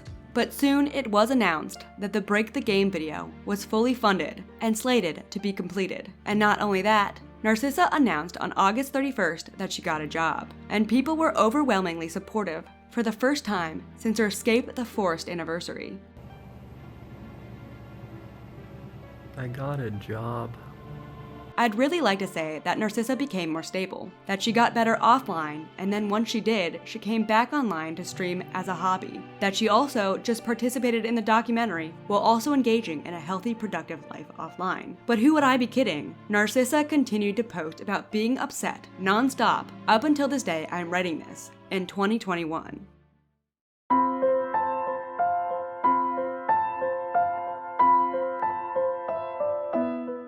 The only rise that Narcissa experienced was during 2020. At the beginning of the year, in January, she announced that she would be playing Zelda again, and a new technique to beat Ocarina of Time was discovered in late January. Speedrunners alike jumped on to this new method, including Narcissa. Narcissa began placing in Zelda speedruns again, and everyone, including Kiwi farmers, were so excited for her. I had a lot of fun watching the back and forth between Narcissa and the other speedrunners during this arc, shaving down times from Ocarina of Time. It was neck and neck for a while, and Narcissa was receiving a lot of support. Narcissa was even featured in a speedrunning news channel, announcing her new Ocarina of Time record on February 7th, 2020. Okay, so I actually had to come back to this script because Narcissa Wright now officially has the Ocarina of Time any percent world record at a 919. It's so interesting to see Narcissa come back to the game and hold world record again, 6 years after the legendary 1810, which is now nearly cut in half. So congratulations to her, and in the next few months we'll see what the limits of this game truly are. Also, my favorite comment from a Kiwi farmer during this arc read, "The next category Narcissa will dominate is inserting arbitrary code into the Kiwi Farm server via Castlevania 64, doxing everyone in this thread. He can't be stopped." The arc didn't last long, but while it was going on, everyone was really excited to see Narcissa try again. It was like watching your alcoholic relative get back on the horse after failing and betraying you for years. Your expectation is low, and anything is a huge deal at that point. There isn't much story to tell after this. This speedrunning arc was a last hurrah for Narcissa. It was fun while it lasted, but then Narcissa immediately went back to posting about how sad and depressed she was on Twitter. And that's kind of where I want to end it. It's not a beautiful epic ending, it's not even poetically tragic. It's a tale of rise to fame, and then a sudden crash, followed by years of staggering amongst the dirt. There were a few glimpses of hope, but the Cosmo Wright that had changed the gaming community is gone, and all we have is Narcissa. And it's not the change of gender identity that's the issue. It's a fundamental change in what made Wright likable in the beginning. Wright was an awkward, shy kid at first, who was just really good at understanding games. Then they turn into Narcissa, someone who is as smart as Cosmo, but they are also self-absorbed, insecure, and lazy all at once. From what I can tell, Narcissa is still streaming to this day and whining. And I do believe there's some drug usage during streams that might be mildly entertaining, but if you want to keep up with her, feel free to. But please do not harass her. I really want to end this video with some support, but I do believe Narcissa's online presence isn't helping anyone. It's not so crazy that it's entertaining anymore, and it's not doing anything positive for Narcissa, so it's not even worth checking out in my opinion. But if you do want to check it out, please, there's no point in being mean to her. She's harming nobody but herself. I really wish I could have ended this video by saying something like, well, she's no longer the top streamer, but she learned some humility, got a real job, and now just streams for loyal followers for fun. But yeah, that didn't happen. No legit happy ending here. So it's time for our closing. Narcissa still streams to a limited audience. She still seems sad, but she did apparently get a job, as I mentioned. And she continued to get world records in Zelda, which were highly enjoyed and praised in the community, as mentioned earlier. The documentary, Break the Game, about her rise from the ashes, is still slated to happen, although it is questionable how much of the narrative will be exaggerated for the purpose of hyping Narcissa up, a creator who abandoned their audience to wallow in self-pity. I am still really interested in seeing it. When Narcissa focuses on game mechanics, even after her initial breakdown, she is highly intelligent and fun to watch, and I'd like to see the mechanics of the game being told in the documentary. But that's kind of where we end it. Narcissa started out on top, a pioneer for game streaming, reaching over 100,000 subscribers on Twitch in the beginning of the platform. And now she streams to maybe 20 people, banished to YouTube. She will always be a pillar in the history of speedrunning, but the empire she built is gone, and it's never coming back. But that's the end. I hope you enjoyed this tale. I tried to be as neutral as possible because it's not really a black and white story. I also tried to be really neutral with the gender identity stuff, though I know I'll get some mad people at me on both sides for whatever reason. I have been wanting to make a video on Narcissa for a while, but the best way to tackle it was always what was holding me back. But I just decided to follow my gut and talk about this in a way that I thought was neutral. I'm here to tell a timeline of events and let the audience come to their own thoughts at the end. And let me know what you think about the story. Is it all Narcissa's fault? Is it the people who made fun of her? Or is it a mix of both? I think it's a mix of both. Perhaps the best thing to learn from this, and what I learned from every tale I look through, is don't broadcast everything about yourself online and not expect people to use these intimate details against you. If you are sensitive, don't give people ammo, because there will always be assholes, and as adults, we ultimately have to be the ones responsible for how we handle those mean things on the internet. Narcissa didn't effectively do that, and her prosperous career is gone now. Hopefully whatever job she got was great. But anyways, let me know what you think. So that's the video. I might have gotten some details about relationships throughout the years wrong, and if I did, please let me know. It got pretty confusing, and I did my best, but I could be wrong. Anyways, I'd like to thank my patrons and my channel members. For patrons, I only charge when I put out a big video like this, so it's not a monthly thing if you are interested in supporting work like this. You don't have to. Subscribing to my channel is enough. And you should also consider following me on my other social medias, linked below. I'd especially like to thank my $20 and over patrons. $20 and over patrons get special art done by me. Anyways, that's the end. I hope you enjoyed, and suffer lightly. And here comes the patron scroll. I'd also like to thank the artist who did my avatar, and I'm going to link her social media below as well, so please follow her. Her art's great.